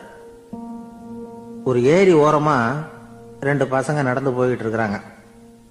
அதுல ஒருத்தன் பணக்கார வீட்டு பையன், இன்னொருத்தன் ஏழை. இவங்க 2 பேரும் போயிட்டு இருக்கிறாங்க. வழியில ஒரு இடத்துல ஒரு ஜோடி செருப்பு இவங்க கண்ணுல படுது. ஒரு விவசாயி அந்த செருப்பை அங்க விட்டுட்டு பக்கத்துல இருந்த ஏரியில கை காலை கழுவிட்டு இருக்கிறார். உடனே அந்த பணக்கார பையனுக்கு ஒரு ஐடியா. அவன் சொன்னானா, டேய், இப்போ ஒரு வேடிக்கை செய்யலாம். அந்த செருப்பு 2ஐயும் தூக்கி எட்டத்துல வீசி எரிஞ்சிருவோம். அந்த ஆளு பார்த்துட்டு செருப்பை தேடி அல்லாடுவான், அங்கேயும் இங்கேயும் ஓடுவான், திரு திருன்னு முழிப்பான். அதை பார்த்து நாம ரசிக்கலாம், நல்ல தமாஷா இருக்கும் அப்படின்னு இருக்கான். இப்படி சொல்லிவிட்டு அந்த செருப்புகளை தூக்கத்துக்கு போனானா. கொஞ்சம் பொறு அப்படின்னானா அந்த ஏழை பையன். ஏன்னு கேட்டிருக்கான் அவன். இப்போ அந்த ஏழை பையன் சொன்னானா, நீ சொல்றது ஒன்றும் வேடிக்கை கிடையாது. உன்னோட செருப்பு தொலைஞ்சா உன் அப்பா உடனே உனக்கு வேற செருப்பு வாங்கி கொடுத்துருவார். ஆனா அந்த ஆளுக்கு இந்த செருப்பு தொலைஞ்சதுன்னா வேற புதுசா வாங்கறதுக்கு வாயையும் வயத்தையும் கட்டி பணத்தை சேர்க்க வேண்டியிருக்கும். அதனால நான் ஒரு வேடிக்கை சொல்றேன், அது மாதிரி செய், அது இன்னமும் தமாஷா இருக்கும் அப்படின்னானா. எப்படி அது சொல்லுன்னு இருக்கான் அவன். செருப்பு 2ம் அது இருக்கிற இடத்துலயே இருக்கட்டும். உன் சட்டை பையிலிருந்து ஒரே ஒரு ரூபாய் நாணயத்தை எடு. அதை அந்த செருப்பு மேல அதோட குதிகால் பகுதியில வச்சுட்டு நாம 2 பேரும் அந்த மரத்துக்கு பின்னாடி ஓடி போய் மறைஞ்சு நின்னுக்குவோம். அப்புறம் பாரு வேடிக்கைய அப்படின்னா. அதே மாதிரி ரூபாய் காசு செருப்பு மேல வச்சுட்டு இவங்க 2 பேரும் மறைஞ்சு நின்னுக்கிட்டாங்க. கொஞ்ச நேரத்துல அந்த விவசாயி வந்தார். காலில் உள்ள மண்ணை தட்டிவிட்டு செருப்பை மாட்டுறதுக்காக போனார். அங்க இருந்த காசு கண்ணுல போட்டுட்டுது. அவருக்கு ஆச்சரியமா போச்சு. அதை கையில எடுத்து பாக்குறார். 4 பக்கமும் திரும்பி திரும்பி பாக்குறார், யார் இதை வச்சிருப்பான்னு. கடைசியில ஆகாயத்தை பாக்குறார். ஆண்டவா, இது உன்னோட கருணை தான். நீ தான் யாரோ புண்ணியவான் மனசுல தர்மம் பண்ற எண்ணத்தை உண்டாக்கி இருக்கிற. அந்த புண்ணியவான் நல்லா இருக்கணும் அப்படின்னு வாழ்த்தி அந்த காசை கண்ணுல ஊத்திக்கிட்டாராம். மறைஞ்சிருந்து பார்த்துக்கிட்டு இருந்த ஏழை பையன் இப்படி சொன்னான், பாத்தியா, உன்னை புண்ணியவான்னு வாழ்த்திவிட்டு போறார் அந்த ஆள். அவருக்கும் சந்தோஷம், அதை பார்த்து நமக்கும் சந்தோஷம். உனக்கு 1 ரூபாங்கிறது ஒரு பெரிய விஷயம் இல்லை, ஆனா அதனால நமக்கு கிடைச்சிருக்கிற மகிழ்ச்சி ரொம்ப உயர்வானது அப்படின்னு நானும். வேடிக்கையும் கிண்டலும் இது மாதிரி அடுத்தவங்களுக்கு இடைஞ்சலா இல்லாம இருக்கணும் அப்படிங்கிறார் கலைவாணர். ஆனா பாருங்க, அவருக்கே இடைஞ்சலா வர்ற விஷயங்களை கூட அவர் வேடிக்கையா தான் எடுத்துக்கிட்டாராம். ஒரு தடவை ஒருத்தர் கலைவாணர் கிட்ட வந்து, ஐயா என் குழந்தை செத்து போச்சு அப்படின்னு சொல்லி அழுதாராம். உடனே இவர் அவருக்கு 100 ரூபா பணத்தை கொடுத்து, இந்தாங்க அடக்கம் செய்யுங்க அப்படின்னு சொல்லி அனுப்பி வச்சாராம். 1 வருஷம் கழிச்சு மறுபடியும் அதே ஆள் வந்திருக்கார். இவர் மறந்துருப்பாருங்கிற நினைப்புல, அண்ணே என் குழந்தை இறந்து போச்சுண்ணே அப்படின்னாராம். இவர் மறுபடியும் 100 ரூபாய் கொடுத்து ஆறுதல் சொல்லி அனுப்பி வச்சாராம். 7-8 மாசம் கழிச்சு மறுபடியும் அதே ஆள் வந்திருக்கார். அவர் வாயை திறக்கிறதுக்கு முன்னாடியே இவர் 100 ரூபாய் அவர் கையில வச்சு, போன 2 தடவை தான் குழந்தை செத்து போச்சு, இந்த தடவையாவது அதை சாகாம காப்பாத்தி விடு அப்படின்னு சொல்லி அனுப்பி வச்சாராம். அதுக்கப்புறம் அந்த ஆள் வர்றதே இல்லையா. ஒரு ஊர்ல ஒரு ஆள் இருந்தான், தையல் கடை வச்சிருந்தான். அவன்கிட்ட ஒருத்தன் ஒரு சட்டை துணி எடுத்து கொடுத்து தைக்க சொல்லியிருந்தான். வர்ற சனிக்கிழமை வா, வந்து வாங்கிட்டு போ அப்படின்னு அவன் சொல்லியிருந்தான். அதே மாதிரி அவன் வந்தான். அவன் தச்சு வச்சிருந்த சட்டையை கொடுத்தான். இவன் வாங்கி அங்கேயே போட்டு பார்த்தான். கை நீளம் ஒண்ணுக்கு ஒண்ணு வித்தியாசமா இருந்தது. வலது கை இடது பக்கத்தை விட நீளம் குறைச்சலா இருந்தது. இவன் முணுமுணுக்க ஆரம்பிச்சிட்டான், என்ன இது இப்படி தச்சு விட்டியே அப்படின்னு. இதுக்கு அவன் சொன்னான், ஐயய்ய இதுக்காகவா சங்கடப்படுறீங்க, வலது கையை மட்டும் கொஞ்சம் உள்ள இழுத்தாப்புல வச்சுக்கிட்டீங்கன்னா சரியா போடும், மற்றபடி அந்த சட்டையில உள்ள கலை அம்சத்தை கவனிங்க, எவ்வளவு அற்புதமா தைச்சிருக்கேன் பாருங்க, ஒரு சின்ன குறைய பொருட்படுத்தாதீங்க, நான் சொன்னது மாதிரி கையை கொஞ்சம் உள்ள இழுத்து வச்சுக்கிட்டு நீங்க பாட்டுக்கு நடந்து போங்க, ஜோரா இருக்கும் அப்படின்னா. அவனும் யோசனை பண்ணி பார்த்தான். சரியான யோசனையா தான் தோணுச்சு. கொஞ்சம் முயற்சி பண்ணி வலது கையை உள்ள இழுத்து சட்டை சரியா இருக்கிறது மாதிரி பண்ணிட்டான். இப்போ மறுபடியும் ஒரு பிரச்சனை. வலது கையை உள்ள இழுத்த மாதிரி வச்சுக்கிட்டதும் முதுகு பக்கம் கொஞ்சம் துணி தளர்ந்து தொங்குறது மாதிரி ஆயிட்டுது. என்ன இது முதுகு பக்கம் துணி குவிஞ்சுட்டுத, அப்படியே தொங்குறது மாதிரி இருக்க அப்படின்னு அவன் மறுபடியும் ஆரம்பிச்சான். ஐயா இதுக்காகவா கவலைப்படுறீங்க, உடம்பு அதுக்கு தகுந்த மாதிரி கொஞ்சம் வளைச்சுக்கிட்டா போச்சு, இதுக்காக அந்த அழகான தையலை பிரிச்சு அதுல உள்ள கலை அம்சத்தை கெடுக்கிறதுக்கு என் மனசு இடம் கொடுக்கல, எவ்வளவுக்கு தளர்த்தியா இருக்கோ அவ்வளவுக்கு கொஞ்சம் உடம்ப வளைச்சி அப்படியே வச்சுங்க சரியா போடும் அப்படின்னா. இதுவும் நல்ல யோசனையா போடுது அப்படின்னு நினைச்சான் அவன். சரின்னு சொல்லிவிட்டு புறப்பட்டான். தெருவில் இறங்கினான். கையை கொஞ்சம் உள்ள இழுத்தான், உடம்ப கொஞ்சம் வளைச்சி வச்சுக்கிட்டான், சட்டைக்கு தகுந்த மாதிரி பண்ணிட்டான். அப்படியே மெதுவா நடந்து போனான். இப்போ எதிரில் இன்னொருத்தன் வந்தான். இவனை பார்த்தான். இவன் போட்டிருக்கிற சட்டைய பார்த்தான். ஆஹா அற்புதமா இருக்கு. நானும் சும்மா சொல்லக்கூடாது, ரொம்ப நல்லா இருக்குது இது, நிச்சயமா இது இந்த ஊர் மேல தெருவில் ஒருத்தன் இருக்கிறானே அவன் தைச்சதா தான் இருக்கணும் அப்படின்னு நானும். இதை கேட்டதும் அவனுக்கு ஆச்சரியம் ரொம்ப. எப்படி அவ்வளவு கரெக்டா கண்டுபிடிச்சிங்க அப்படின்னு கேட்டிருக்கான். இதுக்கு அந்த வழிபோக்கம் சொன்னானா.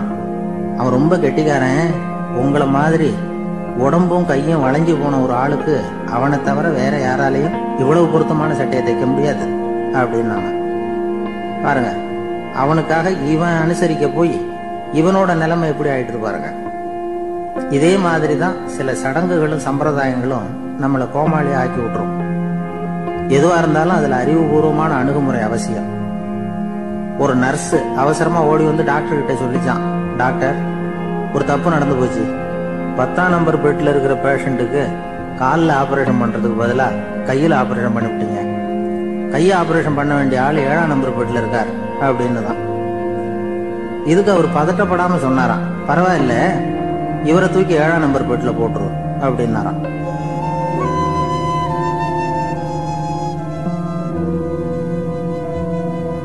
ஒரு ஆள் இருந்தார். அவரு தன்னை ஒரு குருன்னு சொல்லிக்கிட்டார். மௌன குரு, வாயை திறக்கிறது இல்ல. அவருக்கு 2 சீடர்கள் உண்டு. இவங்க தான் வர்றவங்க கிட்ட பேசுவாங்க, விளக்கம் கொடுப்பாங்க. ஒரு நாள் இந்த சீடர்கள் 2 பேரும் எங்கேயோ வெளியில போயிட்டாங்க. அந்த நேரம் பார்த்து ஒருத்தர் அங்க வந்தார். குரு கிட்ட போனார். குருவே, புத்தர்னா என்ன அப்படின்னு கேட்டார். குருவுக்கு ஒன்னும் புரியல. அவர் உண்மையான குருவா இருந்தாவில புரியும். திருன்னு முழிக்க ஆரம்பிச்சார். இந்த நேரம் பார்த்து இந்த சீடர்களும் எங்கேயோ போயிட்டாங்களே, என்ன பண்றது, உதவிக்கு யாராவது கிடைக்க மாட்டாங்களா அப்படின்னு அப்படியே சுற்றும் முற்றும் பார்த்தார். வந்தவர் இதை கவனிச்சார். ஏதோ புரிஞ்சுக்கிட்ட மாதிரி அடுத்த கேள்வி கேட்டார். தர்மம்னா என்ன சுவாமி அப்படின்னார். குருவுக்கு ரொம்ப சங்கடமா போச்சு. நம்ம நிலைமை இப்படி ஆயிட்டுதே, இக்கட்டில் விட்டுட்டு போயிட்டாங்களே, எங்கேயோ இப்படி மாட்டிக்கிட்டோமே அப்படின்னு சொல்லி விட்டத்தை பார்த்தாராம். அப்புறம் குனிஞ்சு தரைய பார்த்தார். அப்படியே உட்காந்துட்டார். வந்தவர் உடனே அடுத்த கேள்விக்கு போயிட்டாராம். தியானம்னா என்ன சுவாமின்னாராம். பாவம் என்ன பண்ணுவார் அந்த குரு, பேசாம கண்ணை கெட்டியா மூடிக்கிட்டார். இது ஏதடா வம்பா போச்சுன்னு. இவர் இப்படி பண்ணா கூட வந்தவர் சளைக்கல. இன்னொரு கேள்வியும் கேட்டார். ஆசீர்வாதம்னா என்னன்னாராம். இவர் பார்த்தார், இப்படியே போனா இவர் கேள்வி கேட்கறத நிறுத்த மாட்டார்னு நினைச்சுக்கிட்டு எனக்கு ஒண்ணுமே தெரியாதுங்கிற பாவனையில 2 கையையும் விரிச்சு காட்டினாராம். வந்தவர் முகத்துல மகிழ்ச்சி, மன நிறைவு, ஏதோ எல்லாம் புரிஞ்சுக்கிட்ட ஒரு மாதிரி அங்கிருந்து புறப்பட்டு போனார். வழியில அந்த குருவோட சீடர்கள் 2 பேரையும் சந்திச்சார். உங்க குருவை நாங்க பார்த்துட்டு வரோம் அப்படின்னாராம். இவரு என்ன நடந்ததுன்னு கேட்டிருக்காங்க அவங்க. இவர் விவரமா சொன்னாராம். உங்க குரு எப்பேற்பட்ட ஞானி தெரியுமா? புத்தர்னா என்னன்னு கேட்டேன். அதுக்கு அவர் அப்படியும் இப்படியும் பார்த்தார். அதுக்கு என்ன அர்த்தம் தெரியுமா? மக்கள் புத்தரை அங்கேயும் இங்கேயும் தேடுறாங்க, உண்மையில அவர் அங்கேயும் இங்கேயும் தேடி கண்டுபிடிக்க முடியாது அப்படிங்கறத அவர் செய்கை மூலமா உணர்த்தினார். அதுக்கப்புறம் தர்மம்னா என்னன்னு கேட்டேன். ஒரு மேலையும் கீழையும் பார்த்து தர்மம் சமமானது, அதுல உயர்வு தாழ்வு இல்லை அப்படிங்கறத உணர்த்தினார். அதுக்கப்புறம் தியானம்னா என்னன்னு கேட்டேன். கண்ணை மூடிக்கிட்டார். கண்ணை மூடி காணும் அற்புதம் அதுங்கிறத புரிஞ்சுக்கிட்டேன். கடைசியா ஆசீர்வதிக்கப்படுறது பத்தி கேட்டேன். கைகளை நீட்டி உதவுறது தான் அது அப்படிங்கறத 2 கையையும் விரிச்சு உணர்த்தினார். எவ்வளவு பெரிய மகான் அவரு அப்படின்னு சொல்லிவிட்டு அவர் பாட்டுக்கு போயிட்டார். சீடர்கள் அதுக்கப்புறம் மெதுவா குரு கிட்ட வந்து சேர்ந்தாங்களாம். அவங்கள பார்த்ததும் குருவுக்கு கோபம் வந்துட்டுது. அடே பாவிகளா, எங்கடா போய் தொலைஞ்சிங்க? நான் ஒரு ஆளுகிட்ட மாட்டிக்கிட்டு என்ன பாடுபட்டிருக்கேன் தெரியுமா அப்படின்னாராம். இது மாதிரிதான் நாம சாதாரண மனிதர்களின் புற வேடங்கள்ல மயங்கி போயிடுறோம். அவங்க பேச்சு, செய்கை, பார்வை இதுல எல்லாம் ஏதோ பெரிய தத்துவம் இருக்கிறதாக நினைச்சுக்கிறோம். உண்மையிலேயே அந்த தத்துவங்கள் யாருக்கு சொந்தம்? அவங்களுக்கு இல்ல, நமக்கு தான் சொந்தம். நாம தானே அதை கற்பிச்சுக்கிட்டோம். நம்மை நாம அடையாளம் கண்டுக்கிறது இல்ல, நாம யாருங்கிறது நமக்கு புரியறது இல்ல. அதுதான் இன்னைக்கு நடக்கிறது. அதனாலதான் அடுத்தவங்களை தேடி ஓடிட்டு இருக்கிறோம். சில வீடுகளில் கூட இது மாதிரி சைகைகள் உண்டு. சில குடும்ப தலைவர்கள் தினமும் காலையில கண்ணை கெட்டியா மூடிக்கிட்டு கை 2ஐயும் சுத்தமா விரிச்சு வச்சுட்டு உட்காந்து தியானம் பண்றது வழக்கம். எதுக்காக அப்படி பண்றீங்கன்னு ஒருத்தரை பார்த்து கேட்டேன். இந்த மாசம் வாங்கின சம்பளம் பூரா தீர்ந்து போச்சு, இனிமே என் கையில சுத்தமா ஒண்ணும் இல்லை, புதுசா எதுவும் செலவு வச்சுடாத அப்படிங்கறத அப்படி உள்ளங்கை 2ஐயும் விரிச்சு காட்டி அவங்களுக்கு உணர்த்துறேன், அவ்வளவுதான் அப்படின்னார்.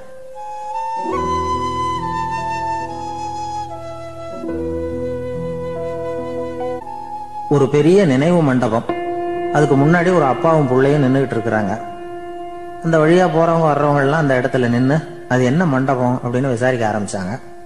அந்த அப்பாவும் பிள்ளையும் தான் வர்றவங்களுக்கு எல்லாம் விவரம் சொல்லிட்டு இருக்கிறாங்க. அதாவது இந்த இடத்துல ஒரு பெரிய மகான் சமாதி ஆயிருக்கார், அவர் சமாதியான இடத்துல இந்த நினைவு மண்டபத்தை கட்டியிருக்கிறோம் அப்படின்னாங்க. ஊரு பூரா இந்த செய்தி பரவிச்சு. நிறைய பேர் அந்த இடத்தை தேடி வர ஆரம்பிச்சாங்க. இங்க வந்து கொஞ்ச நேரம் உட்காந்துட்டு போனா மனசுக்கு ஒரு நிம்மதி கிடைக்குது அப்படின்னாங்க. அங்க இருந்த உண்டியல்ல நிறைய காசு போட்டுட்டு போறாங்க. பணம் கிடுகிடுன்னு நிறைய சேர ஆரம்பிச்சுட்டுது. பணம் நிறைய சேர்ந்த உடனே அந்த அப்பாவுக்கும் பிள்ளைக்கும் தகராறு வந்துட்டுது. பணம் சேர்ந்தாலே சொத்து தகராறு வரத்தானே செய்யும், அது மாதிரி வந்துட்டுது. பையன் அடிக்கடி நிறைய பணம் கேட்க ஆரம்பிச்சான். அப்பா பார்த்தார், யோசனை பண்ணார், ஒரு முடிவுக்கு வந்தார். ஒரு நாள் பையனை கூப்பிட்டார். இதை பாருப்பா, நமக்குள்ள தகராறு வேணாம், அப்பாவும் பிள்ளையும் இப்படி சண்டை போட்டுக்கிட்டா பாக்குறவங்க தப்பா நினைப்பாங்க, அதனால நமக்குள்ள சமரசமா இதை தீர்த்துக்குவோம், என்ன சொல்ற அப்படின்னார் அப்பா. சரி நான் பையன். உடனே அந்த அப்பா என்ன பண்ணார் தெரியுமா? மகன் கிட்ட கொஞ்சம் பணத்தை கொடுத்தார், தன்கிட்ட இருந்த ஒரு கழுதையையும் கொடுத்தார். இதை வச்சு நீ பொழைச்சிக்கோ அப்படின்னு சொல்லி அனுப்பி வச்சுட்டார். மகன் அந்த கழுதையை இழுத்துக்கிட்டு அடுத்த ஊருக்கு போனான். வழியிலேயே அந்த கழுதை செத்து போச்சு. உடனே என்ன பண்ணலாம்னு யோசனை பண்ணான். ஒரு ஐடியா வந்தது. அந்த கழுதைய ஒரு சாலை ஓரமா புதைச்சான். கையில் இருந்த பணத்தை வச்சு அந்த இடத்துல ஒரு கல் மண்டபம் கட்டினான். அந்த வழியா 2 பேர் வந்தாங்க. இது என்ன மண்டபம்னு விசாரிச்சாங்க. இந்த இடத்துல ஒரு பெரிய மகான் சமாதி ஆயிருக்கிறார் அப்படின்னா. இந்த செய்தி ஊர் பூரா பரவ ஆரம்பிச்சுட்டுது. நிறைய பேர் வந்து போக ஆரம்பிச்சாங்க. இங்க வந்தா மனசுக்கு ஒரு பெரிய நிம்மதி கிடைக்குது அப்படின்னு வேற சொல்ல ஆரம்பிச்சாங்க. வர வர கூட்டம் அதிகமா வர ஆரம்பிச்சுட்டுது. உண்டியல்ல பணம் நிறைய சேர்ந்துட்டுது. நகையெல்லாம் கூட கழட்டி காணிக்கையா போட ஆரம்பிச்சுட்டாங்க. அப்பாவை விட மகன் பெரிய ஆளாயிட்டான். இதை கேள்விப்பட்டார் அப்பா. பையனை பார்த்துட்டு வரலாம்னு ஒரு நாள் புறப்பட்டு வந்தார். பையன் ஓஹோன்னு இருக்கிறான். பங்களா, காரு எல்லாம் வந்துட்டுது. எப்படிடா இந்த அளவுக்கு ஆனே அப்படின்னு விசாரிச்சார். அப்பா, எல்லாம் உங்க ஆசீர்வாதம் தான். நீங்க கொடுத்த மூலதனத்தை வச்சுதான் இவ்வளவும் சம்பாதிச்சேன் அப்படின்னா பையன். அது எப்படிறான்னு விசாரிச்சார். அப்பா, நீங்க ஒரு கழுத குட்டியும் கொஞ்சம் பணமும் என்கிட்ட கொடுத்து அனுப்பி வச்சிங்க. அதை எடுத்துக்கிட்டு வந்தேன். வர்ற வழியில் அந்த கழுதை செத்து போச்சு. உடனே யோசனை பண்ணேன். அந்த கழுதையை இந்த இடத்துல புதைச்சேன். கையில் இருந்த பணத்தை வச்சு மண்டபம் கட்டினேன். மகான் ஒருத்தர் சமாதி ஆயிருக்கார் அப்படின்னு வதந்தியை கிளப்பி விட்டேன். ஜனங்கள்லாம் ஏமாந்து போய் காசை கொண்டாந்து போட ஆரம்பிச்சிட்டாங்க. நான் பொழைச்சிக்கிட்டு இருக்கிறேன் அப்படின்னா. இப்பதான்டா நீ என் புள்ள அப்படின்னு சொல்லி சந்தோஷப்பட்டாரான் அந்த அப்பா. ஏன் அப்படி சொல்றீங்கன்னு கேட்டிருக்கான் பையன். கழுத குட்டியை புதைச்சி மண்டபம் கட்டி இருக்கிற நீ, ஏற்கனவே நம்ம ஊர்ல நாம கட்டி இருக்கிறோமே மண்டபம், அது இந்த கழுதையோட அம்மாவை புதைச்ச இடம். மகான் சமாதி ஆயிருக்காருன்னு நானும் சும்மா கப்சாதான் விட்டுக்கிட்டு இருக்கேன் அப்படின்னாராம் அப்பா. முட்டாள் ஜனங்களை நினைச்சு அந்த 2 பேரும் சத்தம் போட்டு சிரிச்சாங்களாம். மனுஷன் ஏமாத்துறது ரொம்ப சுலபம். என் கூட படிச்ச ஒருத்தன் திடீர்னு ஒரு நாள் எல்லாருக்கும் அருள் வாக்கு சொல்ல ஆரம்பிச்சுட்டான். அவன் ஒரு ஆபீஸ்லயும் வேலை பார்க்கறான். ஆபீஸ்ல உள்ளவங்க எல்லாம் அவங்கிட்ட வந்து அருள் வாக்கு கேட்கறது வழக்கம். ஒரு நாள் நான் அவன் முன்னாடி போய் உட்காந்து பேசிக்கிட்டு இருந்தேன். அப்போ அதே ஆபீஸ்ல வேலை பார்க்குற ஒருத்தர் அவங்ககிட்ட வந்து, சுவாமி, என் மேஜையில வச்சிருந்த பேனா திடீர்னு காணாம போட்டுது, அது திரும்ப கிடைக்குமா எனக்கு அப்படின்னு கேட்டார். இவன் கண்ணை உருட்டி பார்த்துட்டு, அது உனக்கு கிடைக்காது, புதுசா வேற ஒண்ணு வாங்கிக்கப்போ அப்படின்னா. சரின்னு அவர் போயிட்டார். அவர் போனதுக்கு அப்புறம் நான் மெதுவா இவனை பார்த்து, அது எப்படிறாது, அது உனக்கு கிடைக்காதுன்னு அவ்வளவு உறுதியா அவர்கிட்ட சொன்னேன் அப்படின்னு கேட்டேன். இவன் மெதுவா என் காதுகிட்ட வந்து, அந்த பேனாவை கிளப்புனதே நான் தான் அப்படிங்கிறான். ஒரு ஊர்ல ஒரு ஆள் இருந்தான்.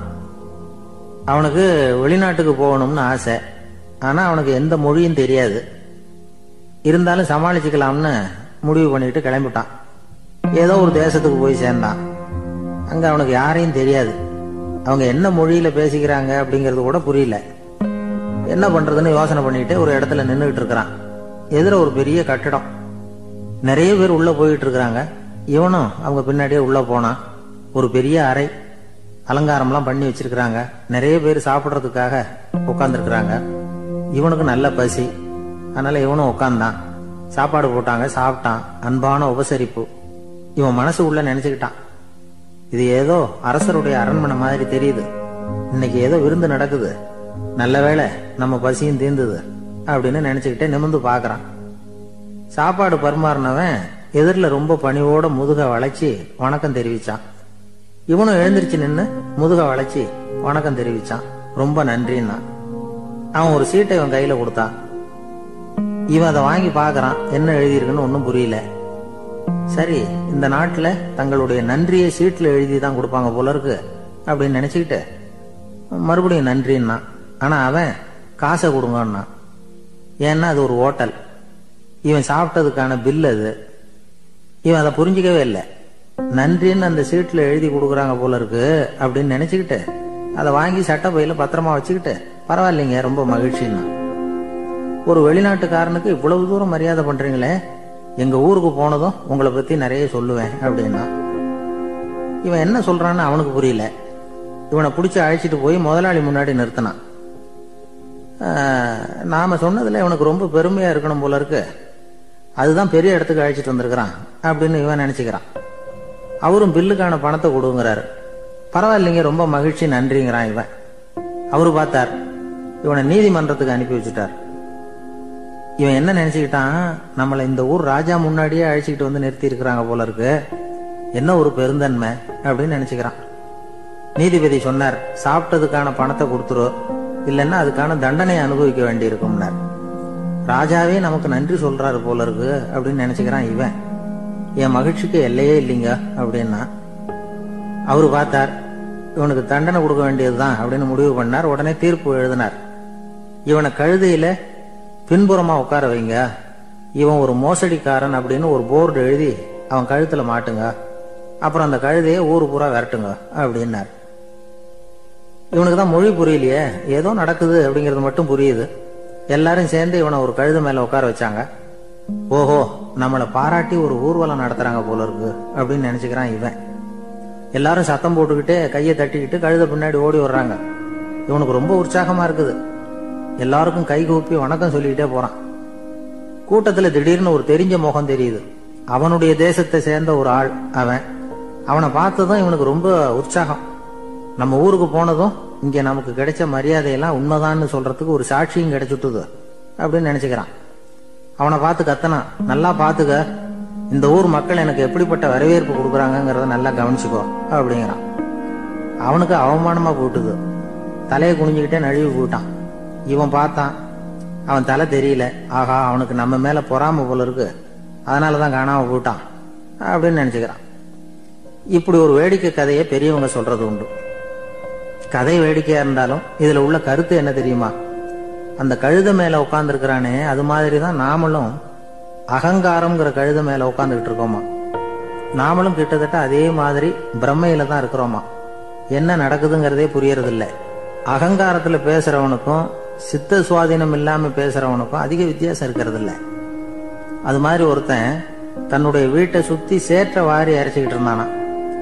அந்த வழியா வந்த ஒரு பெரியவர் அதை பார்த்திருக்கார். என்னப்பா பண்ணிட்டு இருக்கிற அப்படின்னு கேட்டாராம். கழுதைகளை விரட்டிக்கிட்டு இருக்கிறேன் அப்படின்னானா. இங்க கழுதைகளே காணுமே அப்படின்னாராம் அவரு. அதுதான் ஏற்கனவே விரட்டி விட்டனே அப்படின்னானா இவன்.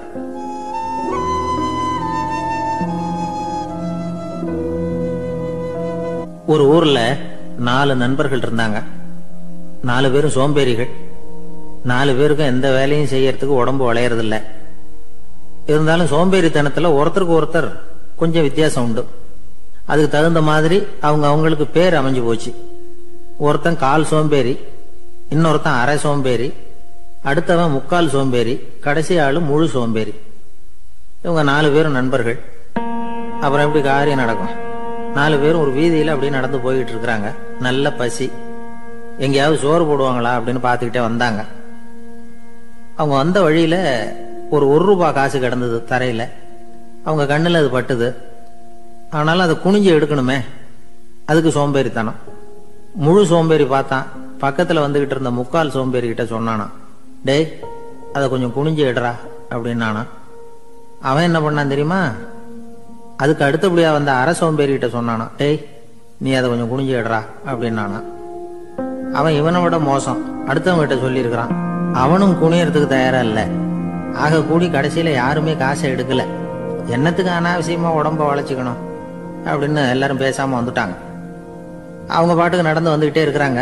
எதிரில் ஒருத்தன் வாழைப்பழத்தை வண்டியில வச்சு தள்ளிட்டே வந்தான். ரூபாய்க்கு 4 பழம்னு கூவி வித்துக்கிட்டே வர்றான். இப்ப அந்த முழு சோம்பேறி சொன்னானா, டேய் வழியில கிடந்தத ₹1, அதையாவது எடுத்துக்கிட்டு வந்திருந்தா இப்ப இந்த பழத்தை வாங்கி ஆளுக்கு ஒண்ணு சாப்பிடலாமே அப்படின்னானா. ஆமா சாப்பிட்டுருக்கலாமே அப்படின்னாங்களாம் மற்றவங்களும். ஆனாலும் திரும்பி போய் அதை எடுக்கணும்னு யாருக்கும் தோணல. பேசாம சோர்ந்து போய் நடந்து வந்தாங்களாம். இருட்டி போச்சு. வழியில ஒரு கோவில். சரி இங்கேயே படுத்து தூங்குவோம் அப்படின்னா ஒருத்தன். அதுதான் சரின்னாங்க மற்றவங்களும். அப்படியே மண்டபத்துல படுத்துட்டாங்க. கோவில் அர்ச்சகர் வேலையெல்லாம் முடிச்சுட்டு வெளியில வந்திருக்காரு. இவங்களை பார்த்தாராம். ஏன் இப்படி சோர்ந்து போய் கிடக்குறீங்க அப்படின்னு விசாரிச்சிருக்காரு. 2 நாளாச்சுங்க நாங்க சாப்பிட்டு அப்படின்னாங்களாம். அவர் உடனே ஐயோ பாவம் அப்படின்னு சொல்லி பானை, விறகு, அரிசி, தண்ணி எல்லாம் கொடுத்து நீங்களே சமையல் பண்ணி சாப்பிட்டுக்கோங்க அப்படின்னு சொல்லிவிட்டு போயிட்டார். இந்த 4 பேருக்கும் சமையல் பண்ணி சாப்பிடணும்னு ஆசையா தான் இருந்தது. ஆனா அடுப்பு பத்த வைக்கணுமே, அதுக்கு தீப்பெட்டி வேணுமே. தீப்பெட்டி இல்ல. இப்ப முழு சோம்பேறி ஆரம்பிச்சான். அடுத்தவனை பார்த்து, டேய் கடைக்கு போய் ஒரு தீப்பெட்டி வாங்கிட்டு வாயேன் அப்படின்னு. அவன் வழக்கம் போல அடுத்தவங்க கிட்ட சொல்லியிருக்கான். அவன் அதுக்கு அடுத்தவங்க கிட்ட சொல்லியிருக்கிறான். கடைசியா கால் சோம்பேறி கிட்ட வந்து சேர்ந்தது. அவனும் அது நம்மால முடியாது அப்படின்னு பேசாம இருந்துட்டான். இப்ப தீப்பெட்டி வேணுமே, அதுக்கு என்ன பண்றது? அவங்களுக்குள்ள பேசி ஒரு முடிவுக்கு வந்தாங்களாம். அதாவது யாரு முதல்ல வாயை திறந்து பேசுறாங்களோ அவங்கதான் தீப்பெட்டி வாங்கறதுக்கு போகணும் அப்படின்னு. அவ்வளவுதான். உடனே 4 பேரும் வாயை கெட்டியா மூடிட்டு படுத்துக்கிட்டாங்க. அவங்க சமையல் பண்ணி சாப்பிட்டாங்களா என்ன அப்படிங்கறது அர்ச்சகருக்கு தெரியல. சரி பார்த்துட்டு வரலாமேன்னு வந்தார். வந்து பாக்குறாரு, இவங்க 4 பேரும் அசையாம படுத்து கிடக்குறாங்க. அர்ச்சகர் பயந்துட்டார். ஒருவேளை பசி தாங்காம செத்து போட்டாங்களோ அப்படிங்கிற பயம். அல்லது நாம கொடுத்த உணவுப் பொருள்ல ஏதாவது விஷம் கலந்துருக்குமோ அப்படின்னு பயந்தார். அப்படின்னா நம்ம மேல பழி வந்துருமே அப்படின்னு நினைச்சு நடுங்க ஆரம்பிச்சுட்டார். அப்புறம் அவரும் ஒரு முடிவுக்கு வந்தாராம். கோவிலுக்கு பக்கத்திலேயே ஒரு பெரிய குழி இருந்தது. அதுல ஒவ்வொருத்தரையா இழுத்துக்கிட்டு போய் போட்டார். கொஞ்சம் மண்ணை தள்ளினார், காலால மிதிச்சார். அவர் மிதிச்ச மிதி ஒருத்தன் அடி வயத்துல போட்டுவிட்டது. அவன் உடனே வலி தாங்காம ஐயோ அம்மான்னு அலறினான். உடனே நடந்தது என்ன தெரியுமா? மத்த 3 பேரும் துள்ளி எழுந்திருச்சாங்களாம். அவனை பார்த்து நீ தாண்டா தீப்பெட்டி வாங்க போகணும், நீ தாண்டா வாங்க போகணும், நீ தான் சத்தம் போட்ட அப்படின்னு சொல்லி ஆரம்பிச்சுட்டாங்களாம். அர்ச்சகர் பார்த்தார், இது பேய் மாதிரி தெரியுதுன்னு நினைச்சுக்கிட்டு ஒரே ஓட்டமா ஓடி போட்டாராம். கிராமப்புறங்கள்ல இப்படி ஒரு கதையை சொல்றது உண்டு. சோம்பல்ங்கிறது நம்ம முன்னேற்றத்துக்கு பெரிய தடை அப்படிங்கிறத நாம புரிஞ்சுக்கணும். அதுதான் இந்த கதை சொல்ற நீதி. ஒரு பள்ளிக்கூடத்துல ஒரு புதுமையான போட்டி நடந்துதான். அதாவது சோம்பேறித்தனத்துக்கு பரிசு. அதுல 2வது பரிசு யாருக்குன்னு அறிவிச்சாங்க. ஒரு பையன் எழுந்திருச்சு மெதுவா நடந்து போய் பரிசை வாங்கிட்டான். அடுத்தது முதல் பரிசு யாருக்கு அப்படின்னு அறிவிச்சாங்களாம். அவன் கடைசி வரிசையில இருந்து கத்தனானா, ஐயா அதையும் அந்த பையன் மூலமாவே கொடுத்து அனுப்பி வச்சிருங்க, இங்க வந்தது நான் வாங்கிக்கிறேன் அப்படின்னு நானா.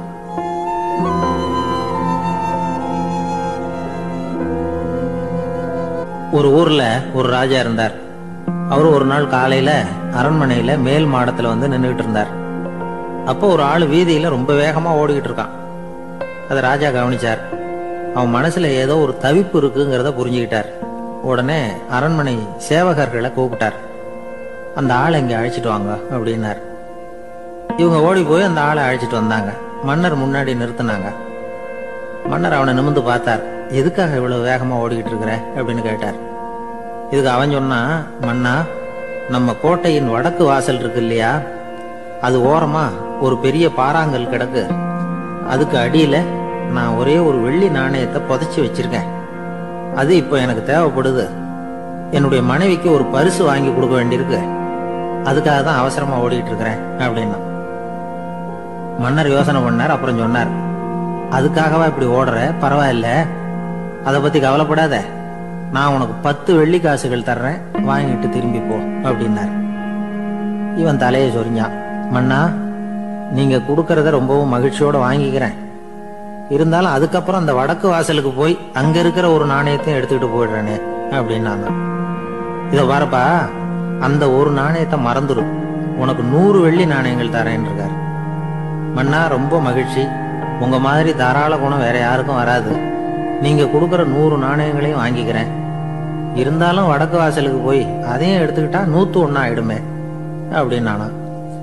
இத பாருப்பா, அந்த ஒரு நாணயத்தை மறந்துரு, அது எக்கேடாவது கெட்டு போட்டோம். நான் உனக்கு 100 பொற்காசுகள் தரேன், அதையாவது வாங்கிட்டு வந்த வழியிலேயே திரும்பி போடுன்னாராம். தங்க நாணயங்களே தரேன்னு சொல்றீங்க, தாராளமா வாங்கிக்கிறேன்.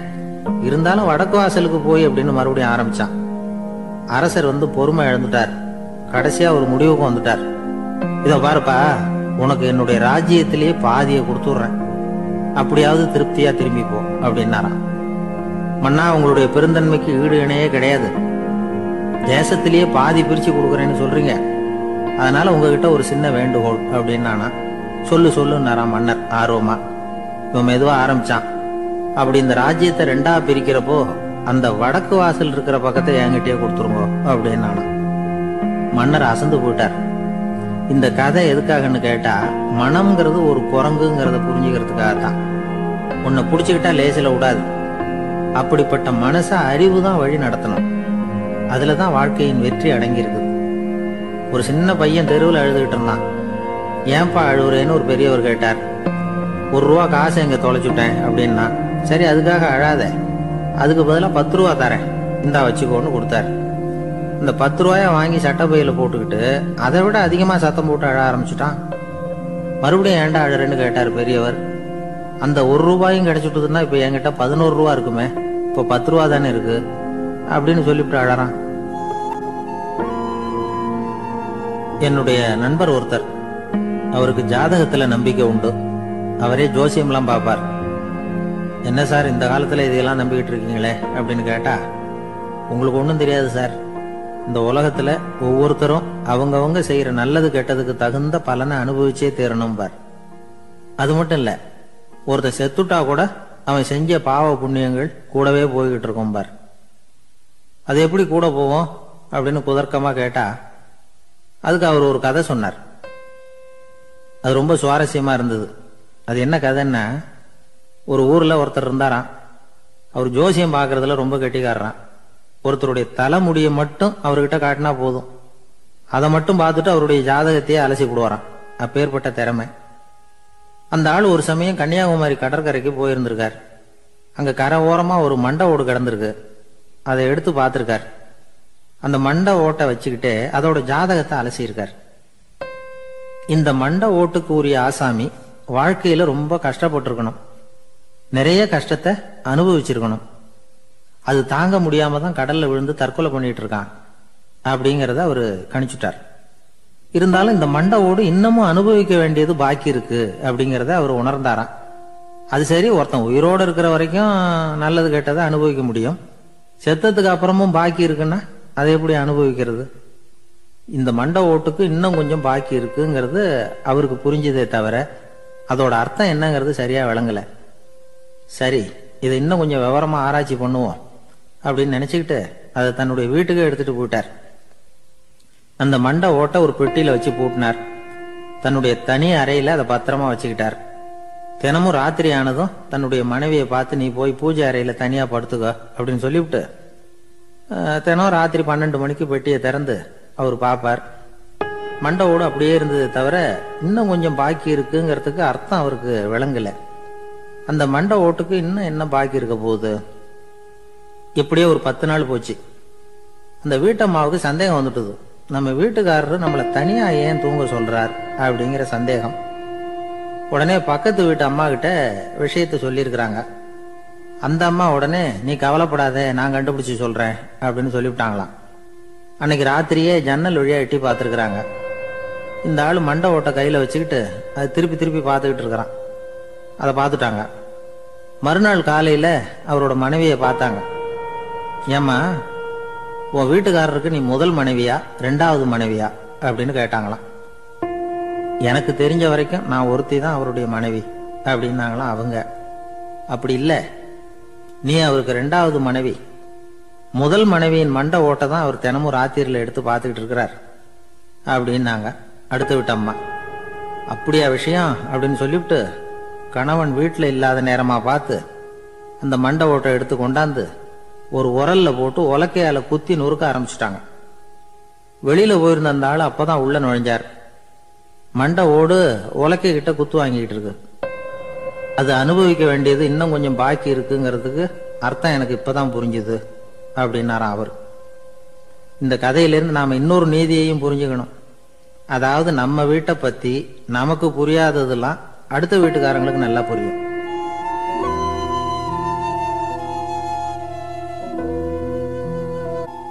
ஒரு ஊர்ல ஒரு ஆள் இருந்தான்.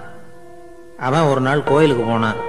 கடவுள்கிட்ட வேண்டிக்கிட்டான், எனக்கு ஒரு 1,00,000 ரூபா நீ கொடுத்தா நான் உன் சன்னதியில ஒரு தேங்காய் உடைக்கிறேன் அப்படின்னு வேண்டிக்கிட்டான். கடவுள் பார்த்தார். உடனே அவன் கண் முன்னாடி தோன்றினார். இந்தா நீ கேட்ட 1,00,000 ரூபாய் அப்படின்னு சொல்லி அவன் கையில பணத்தை கொடுத்துட்டு மறைஞ்சிட்டார். இவனால நம்பவே முடியல.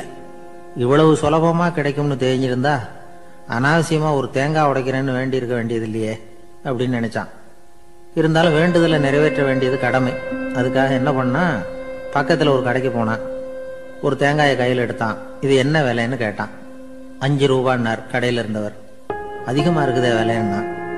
அப்படின்னா ஒண்ணு செய்யுங்க, அடுத்த ஊருக்கு போங்க, அங்க தென்னந்தோப்பு அதிகம், அதனால அங்க இதை விட குறைஞ்ச விலைக்கு கிடைக்கும் அப்படின்னார். சரின்னு அடுத்த ஊருக்கு கிளம்புனான். அங்க போய் விசாரிச்சான். ஒரு தேங்காய் 3 ரூபாய் விலைன்னாங்க. இதுவும் அதிகமா தெரியுதேன்னா. அப்படின்னா ஒண்ணு செய்ய, அதோ அந்த ஆத்து ஓரமா ஒரு தென்னை மரம் இருக்கு பார், அதுல நீயே ஏறி பறிச்சுக்கோ, ஒரு தேங்காய்க்கு 1 ரூபா கொடுத்தா போதும் அப்படின்னார் அந்த தோப்புக்கு சொந்தக்காரரு. இவனுக்கு மரம் ஏற தெரியாது. இருந்தாலும் ஆசை யார விட்டுது, விலை சல்லிசா இருக்குதே. ஆத்து ஓரம் போனா தட்டு தடுமாறி அந்த மரத்துல ஏறினா அந்த தென்னை மரம் வளைஞ்சி ஆத்து பக்கம் போய் அப்புறம் நிமிர்ந்து இருந்தது. அதாவது மரத்தின் உச்சி சரியா ஆத்துக்கு நடுவுல இருந்தது. ஆத்துல வெள்ளம் கரபுரண்டு ஓடிட்டு இருக்கு. இவன் கடவுள் கொடுத்த 1,00,000 ரூபாயை மடியில வச்சு இறுக்கி கட்டிக்கிட்டான். உச்சிக்கு போய் காய் பறிக்கிற சமயத்துல காத்தும் மழையும் பலமா கலந்து அடிக்க ஆரம்பிச்சுட்டுது. கால் வழுக்கி விட்டுட்டுது. இவன் சடார்னு ஒரு தென்னை மட்டையை பிடிச்சிக்கிட்டு தொங்க ஆரம்பிச்சிட்டான். கீழே பயங்கரமான வெள்ளம், மடியில 1,00,000 ரூபா பணம். என்ன செய்யறதுன்னு தவிக்கிறான். இந்த சமயம் கரையில ஒரு யானை பாகன் யானையை குளிப்பாட்டிக்கிட்டு இருக்கிறான். அது அவன் கண்ணில் பட்டுது. ஐயா ஒரு உதவின்னு கத்துனான். அவன் என்ன செய்யணும்னு கேட்டான். உன் யானையை மெதுவா இங்க அழைச்சிட்டு வா, எனக்கு நேரா கீழே நிறுத்து, என் காலை பிடிச்சி மெதுவா கீழே இறக்கி விட்டுரு, என் மடியில இருக்கிற பணத்துல உனக்கு 10,000 ரூபா தரேன் அப்படின்னா. அவன் பார்த்தான், காலை கையை பிடிச்சா கூட எவனும் இந்த காலத்துல 10 ரூபாய்க்கு மேல தரமாட்டேங்கிறான், இவன் காலை பிடிச்சா 10,000 தர்றேங்கிறான் அப்படின்னு யோசனை பண்ணா. உடனே யானையை கொண்டுட்டு போனான். அவனுக்கு நேரா கீழே நிறுத்தினான். அவன் காலை பிடிச்சான். அவ்வளவுதான். அந்த நேரம் பார்த்து யானை மெதுவா நடந்து அப்பால போட்டுது. இப்ப யானை பாகன் அவன் காலை கெட்டியா பிடிச்சிட்டு தொங்குறான். பரிதாபமா மேல பாக்குறான். அவன் மட்டையை பிடிச்சிட்டு தொங்குறான். இப்ப யானை பாகன் சொல்றான், தம்பி மட்டையை விட்டுறாத, கெட்டியா பிடிச்சிக்கோ, நான் உனக்கு 10,000 ரூபா தரேன், இதோ மடியில் தான் வச்சிருக்கேன்னா. மேல தொங்குறவனுக்கு இந்த நிலைமையிலேயும் ஒரு சந்தோஷம், மேற்கொண்டு ஒரு 10,000 ரூபா நமக்கு கிடைக்கும் போல இருக்கே அப்படின்னு. இந்த சமயத்துல ஒருத்தன் ஒட்டகத்தை ஓட்டிட்டு வந்தான் அந்த பக்கமா குளிப்பாட்டுறதுக்கு.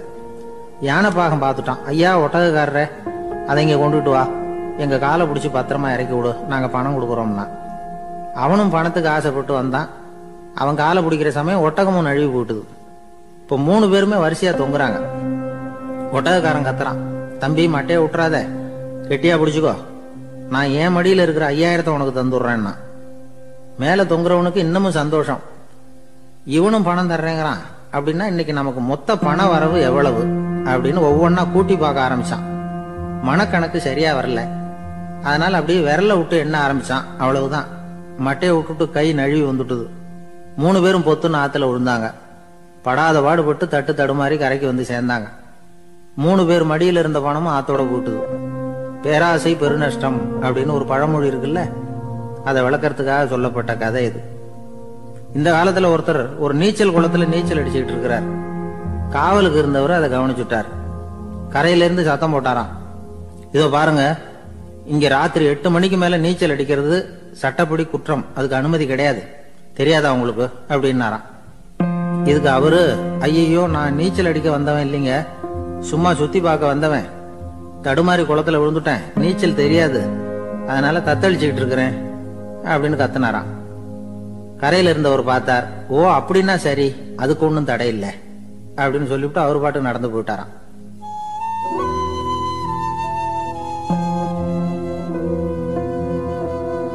ஒரு ஊர்ல ஒரு ஆள் இருந்தான். நிறைய பணம் சேர்த்தான். அவனுக்கு சம்பாதிக்க தெரியுமே தவிர செலவு பண்ண தெரியாது. மகா கஞ்சன். காசை கையில எடுக்கவும் மாட்டான். எடுத்தா செலவு செய்ய வேண்டியிருக்குமே, அதனால இப்படியே அவன் காலத்தை ஓட்டி விட்டான். வயசாயிட்டுது. அவனுடைய மனைவி ஒரு நாள் கேட்டாங்க, இவ்வளவு நாளா நீங்க என்ன எங்கேயுமே அழைச்சிட்டு போனதில்ல, இப்போவாவது அழைச்சிட்டு போகக்கூடாதா அப்படின்னாங்க. எங்க போகணும் சொல்லுன்னா. காசிக்கு போகணும், கங்கையில குளிக்கணும்னாங்க. இவன் பார்த்தான், இதுக்கு ஏன் அவ்வளவு தூரம் செலவு பண்ணிட்டு போகணும், நம்ம ஊர் ஆத்துலயே குளிக்கலாமே, இதுவும் புண்ணிய நதி தான், இங்க குளிச்சா அங்க குளிச்ச பலன் கிடைச்சிரும் அப்படின்னா. சரின்னு 2 பேரும் ஆத்தங்கரைக்கு போனாங்க. அன்னைக்கு ஏதோ விசேஷம், நிறைய கூட்டம், நிறைய பேர் குளிச்சுக்கிட்டு இருக்கிறாங்க. கரையில சில புரோகிதர்கள் நின்றுகிட்டு இருக்கிறாங்க. குளிக்கிறதுக்கு முந்தி அவங்க கிட்ட உட்காந்தா ஏதோ மந்திரம்லாம் சொல்லுவாங்க, கொஞ்சம் காசு கொடுக்க வேண்டியிருக்கும். அதனால இவன் என்ன பண்ணா, ஆத்தங்கரையிலேயே கொஞ்சம் தூரம் போனான். ஊரை விட்டு தள்ளி வந்துட்டான். அங்க யாருமே இல்லை. அப்பாடான்னு சந்தோஷப்பட்டான். குளிக்கலாம்னு புறப்பட்டான். இந்த நேரம் கடவுள் பார்த்தார், இந்த கஞ்சனுக்கு ஏதாவது புத்தி போகட்டணும் அப்படின்னு நினைச்சார். உடனே ஒரு புரோகிதர் மாதிரி உருவத்தை மாத்திக்கிட்டு அந்த ஆள் முன்னாடி வந்து நின்னார். அவனுக்கு அதிர்ச்சி, இங்க யாருமே இருக்க மாட்டாங்கன்னு நினைச்சா இங்கேயுமே ஒரு ஆள் வந்துட்டாரு, என்ன பண்றதுன்னு யோசனை பண்ணான். புரோகிதர் உருவத்தில் இருந்த கடவுள் சொன்னார், இதை பாருங்க, இன்னைக்கு விசேஷ நாள், நீராடுறதுக்கு முன்னாடி சுயகல்பம் பண்ணிக்கிறது ரொம்ப நல்லது அப்படின்னார். என்கிட்ட பணம் எதுவும் இல்லையேன்னா. பரவாயில்ல, அப்புறமா கொடுங்க, வாங்கிக்கிறேன், ஆனா ஒண்ணு, எவ்வளவு கொடுப்பீங்கிறத மட்டும் இப்பவே சொல்லிவிடுங்க அப்படின்னார். இவன் ரொம்ப யோசனை பண்ணான். ஒரு 10 பைசா தரேன் அப்படின்னா. சரின்னு ஒத்துக்கிட்டு எல்லா கிரியைகளையும் அவர் செஞ்சார். அதுக்கப்புறம் கணவனும் மனைவியும் ஆத்துல குளிச்சாங்க. அவர் போயிட்டார். கொஞ்ச நாள் கழிச்சு அவன் வீட்டுக்கு வந்தார் கடனை வசூல் பண்றதுக்கு. வாசல்ல நின்றுகிட்டு இருந்த அவன் மனைவி இவரை பார்த்ததும் தயங்க ஆரம்பிச்சாங்க. அந்த அம்மா கிட்ட விஷயத்த சொன்னார். அந்த அம்மா ஓடி போய் உள்ள இருக்கிற தன்னுடைய கணவர்கிட்ட சொன்னாங்க.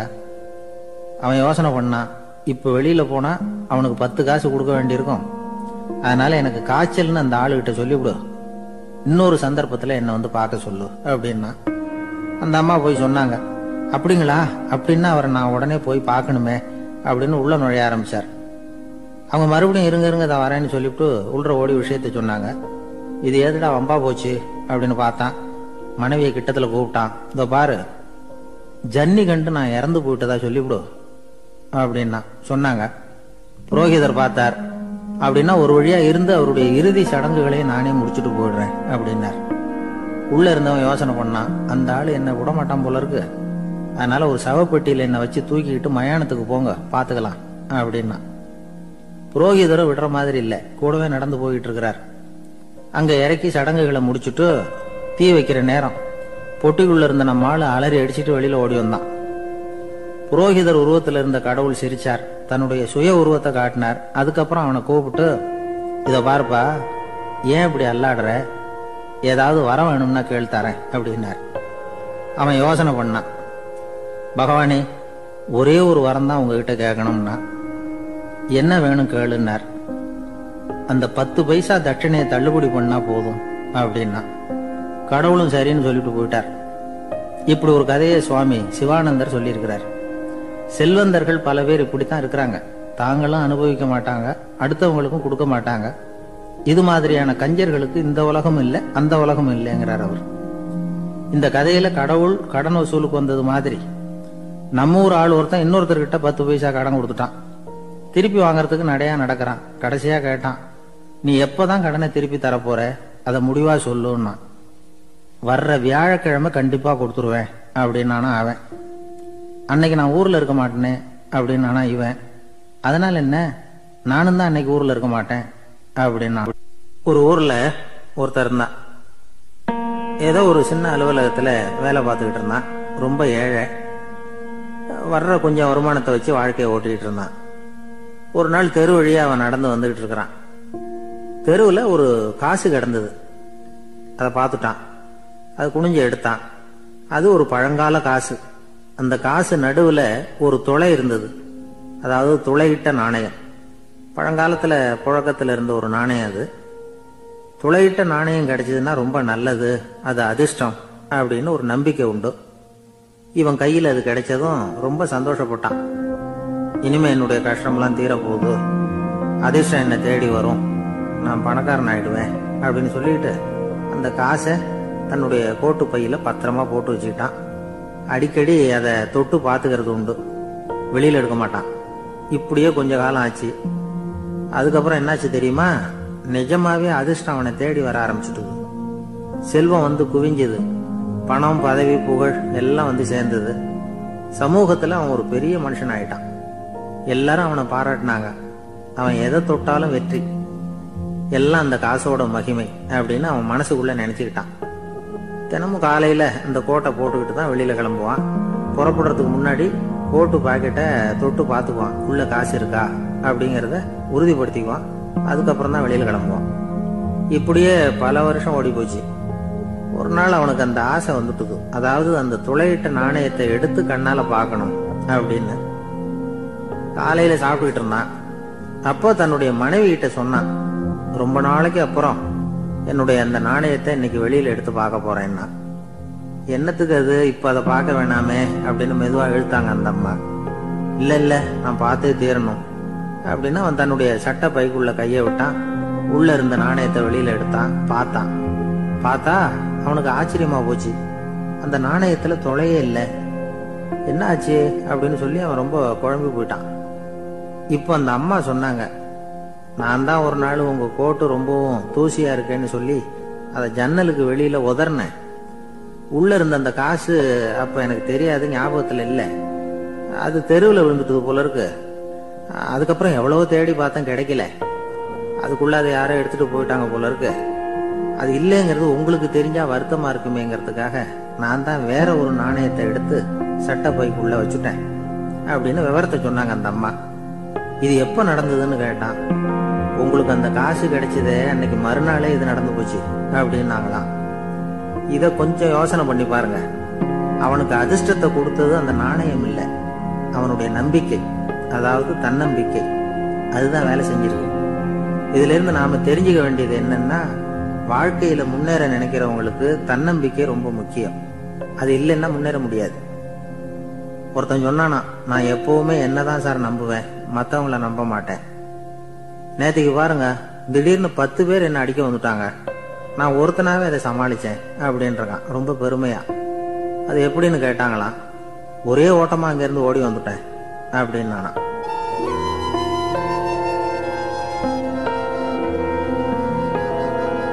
ஒரு ஊர்ல ஒருத்தர் இருந்தார், ரொம்ப நல்லவர்.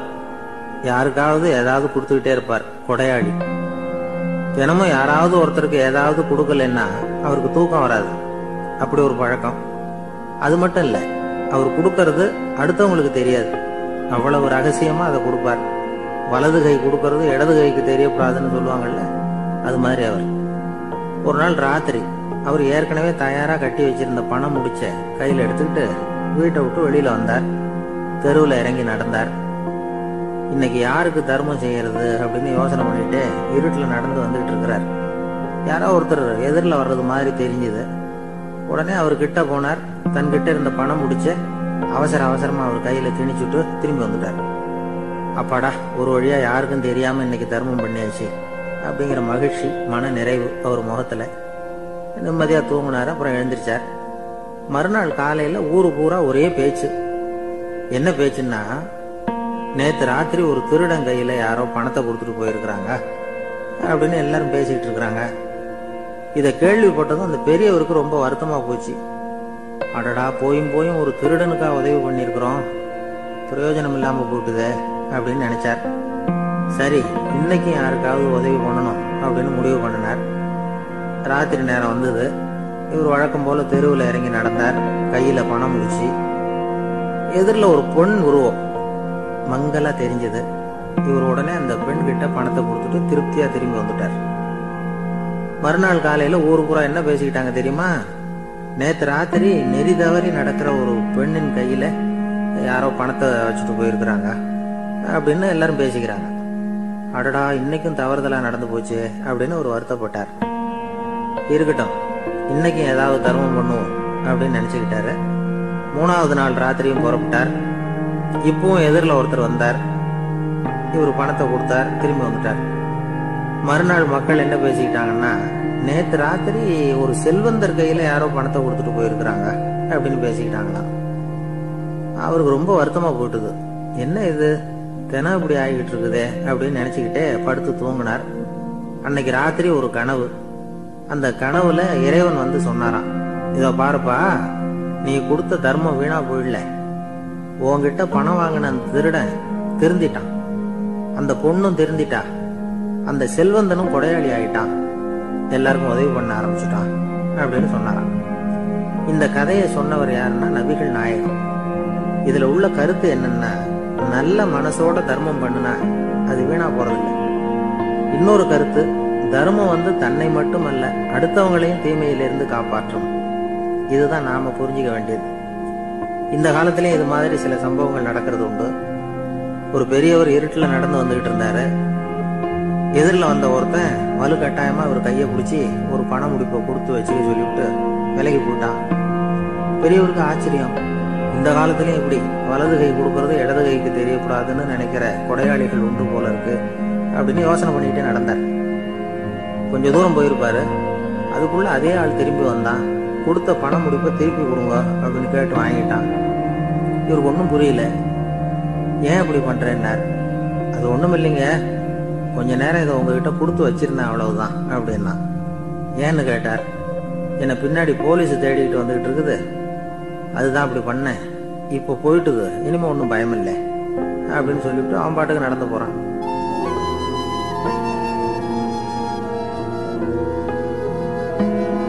ஜெருசலேம், அங்க உள்ள ஒரு தேவாலயம். அதுல உள்ள பலிபீடத்தின் முன்னாடி ஒரு பெட்டி உண்டு. அது காணிக்கை பெட்டி. ஆலயத்துக்கு வர்றவங்க பிரார்த்தனை பண்ணிவிட்டு திரும்பி போற சமயத்துல அந்த பெட்டியில காணிக்கை போடுவாங்க. அவங்களால எவ்வளவு முடியுமோ அவ்வளவு போடுறது வழக்கம். அவங்க வசதிக்கு தகுந்த மாதிரி போடுவாங்க. வசதி உள்ளவங்களா இருந்தாலும் சரி, வசதியே இல்லாத வறியவர்களா இருந்தாலும் சரி, ஆலய காணிக்கை பெட்டியில காசு போடுறது அவங்களுக்கு ரொம்ப பெருமையான ஒரு செயல். ஒரு சமயம் இயேசு தம்முடைய சீடர்களோட அந்த ஆலயத்துக்கு வரார். அங்க உட்கார்ந்து ரொம்ப நேரம் வழிபாடு பண்ணிட்டு இருக்கிறார். சீடர்களும் அந்த ஜபத்துல கலந்துகிட்டாங்க. வழிபாடு முடிஞ்சது. இயேசு உட்கார்ந்துருக்கிறார். காணிக்கை பெட்டியில காசு போடுறவங்கள கவனிக்கிறார். சீடர்களும் அதையே கவனிச்சுக்கிட்டு இருக்கிறாங்க. ரொம்ப பேர் வரிசையா வந்தாங்க. அவங்களால முடிஞ்ச அளவுக்கு காசு போட்டுட்டு அவங்க பாட்டுக்கு போய்கிட்டு இருக்கிறாங்க. வசதியானவங்க நிறைய பேர் வந்தாங்க. அதுக்கு மத்தியில வயசான ஒரு அம்மா, அவங்களும் வந்து காசு போட்டுட்டு போறாங்க. இப்போ இயேசு தன்னுடைய சீடர்கள் பக்கம் திரும்பினார். ஒரு கேள்வி கேட்டார். இப்போ இந்த காணிக்கை பெட்டியில நிறைய பேர் வந்து காசு போட்டுட்டு போறத நீங்க கவனிச்சிங்க. இன்னைக்கு இந்த காணிக்கை பெட்டியில ரொம்பவும் அதிகமா காசு போட்டது யார் அப்படின்னு கேட்டார். முதல்ல வந்தார ஒரு பெரிய மனுஷன், அவர் தான் அதிகமா போட்டார் அப்படின்னாரு ஒருத்தர். மூணாவதா வந்தவர் தான் அதிகமா போட்டார், நான் கவனிச்சேன் அப்படின்னாரு இன்னொருத்தர். இப்படி ஆளுக்கு ஒரு விதமா சொல்றாங்க. கடைசியா இயேசு சொன்னாராம், இன்றைக்கு அந்த பெட்டியில அதிகமா காசு போட்டவங்க அந்த வயசான அம்மா தான் அப்படின்னாராம். சீடர்களுக்கு ஒன்றும் புரியல. அந்த அம்மா ரொம்ப ஏழையாச்சே, அவங்க எப்படி அதிகமா காணிக்கை செலுத்த முடியும் அப்படிங்கறது அவங்க சந்தேகம். இயேசு விளக்குனார். நிறைய பேர் வந்தாங்க, நிறையவே காசுகள் போட்டாங்க, அது உண்மைதான். ஆனாலும் அந்த அம்மா என்ன பண்ணாங்க கவனிச்சிங்களா? வந்தாங்க, தன்னுடைய காசு பைய திறந்தாங்க, அப்படியே கொட்டுனாங்க. அதுல இருந்தது ரெண்டு காசுகள் தான். அந்த 2 காசும் காணிக்கை பெட்டியில விழுந்துட்டுது. மற்றவங்கள்லாம் தங்கள்கிட்ட இருந்த செல்வத்தின் ஒரு சிறு பகுதியை எடுத்து பெட்டியில போட்டாங்க. ஆனா இந்த அம்மா தன்கிட்ட என்ன இருந்ததோ அதை அப்படியே போட்டுட்டாங்க. தன்னுடைய பிழைப்புக்காக வச்சிருந்த அவ்வளவையும் இழக்கிறதுக்கு தயாராயிட்டாங்க. அவ்வளவு தாராள மனசு அவங்களுக்கு. அதனால அவங்க செலுத்தின காணிக்கை தான் அளவுல அதிகம் அப்படின்னார். விலை மதிப்பில்லாத முத்து புதையல் ஒருத்தனுக்கு கிடைக்க போகுதுன்னு வச்சுக்கோங்க. அதன் மதிப்பை உணர்ந்தவன் என்ன பண்ணுவான்? அதை அடையறதுக்காக தன்கிட்ட இருக்கிற எதையும் கொடுக்கறதுக்கு தயாரா இருப்பான் இல்லையா? அது மாதிரிதான் இதுவும் அப்படின்னார். உலக மதிப்பீடுகளை துரும்பா தூசியா மதிச்சு அதையெல்லாம் உதறி விடுகிறவன் இறையருள் அப்படிங்கிற இணையில்லாத செல்வத்தை பெறுகிறான் அப்படிங்கிறது இதுல உள்ள கருத்து. இறைவனுக்காக இழப்பதுன்னா துன்பப்படுகிறவர்களுக்காக, ஏழைகளுக்காக, ஏதுமற்றவர்களுக்காக இழப்பது அப்படின்னு அர்த்தம். உங்கள் அயலானுக்கு நீங்கள் என்ன உதவி செய்தாலும் அதை எனக்கே செய்கிறீர்கள் அப்படின்னு இயேசு சொல்லியிருக்கிறார். அடுத்தவங்களுக்கு உதவணுங்கிற குணம் இன்னைக்கு ரொம்ப குறைஞ்சு போச்சு. ஒருத்தன் வாழைப்பழத்தோல் வழுக்கி கீழே விழுந்துட்டான். பக்கத்துல இருந்த நண்பன் உடனே இவனை தூக்கிக்கிட்டு போய் ஆஸ்பத்திரியில சேர்த்துட்டான். அதுக்கப்புறம் சொன்னான், நீ அந்த வாழைப்பழத்தோல்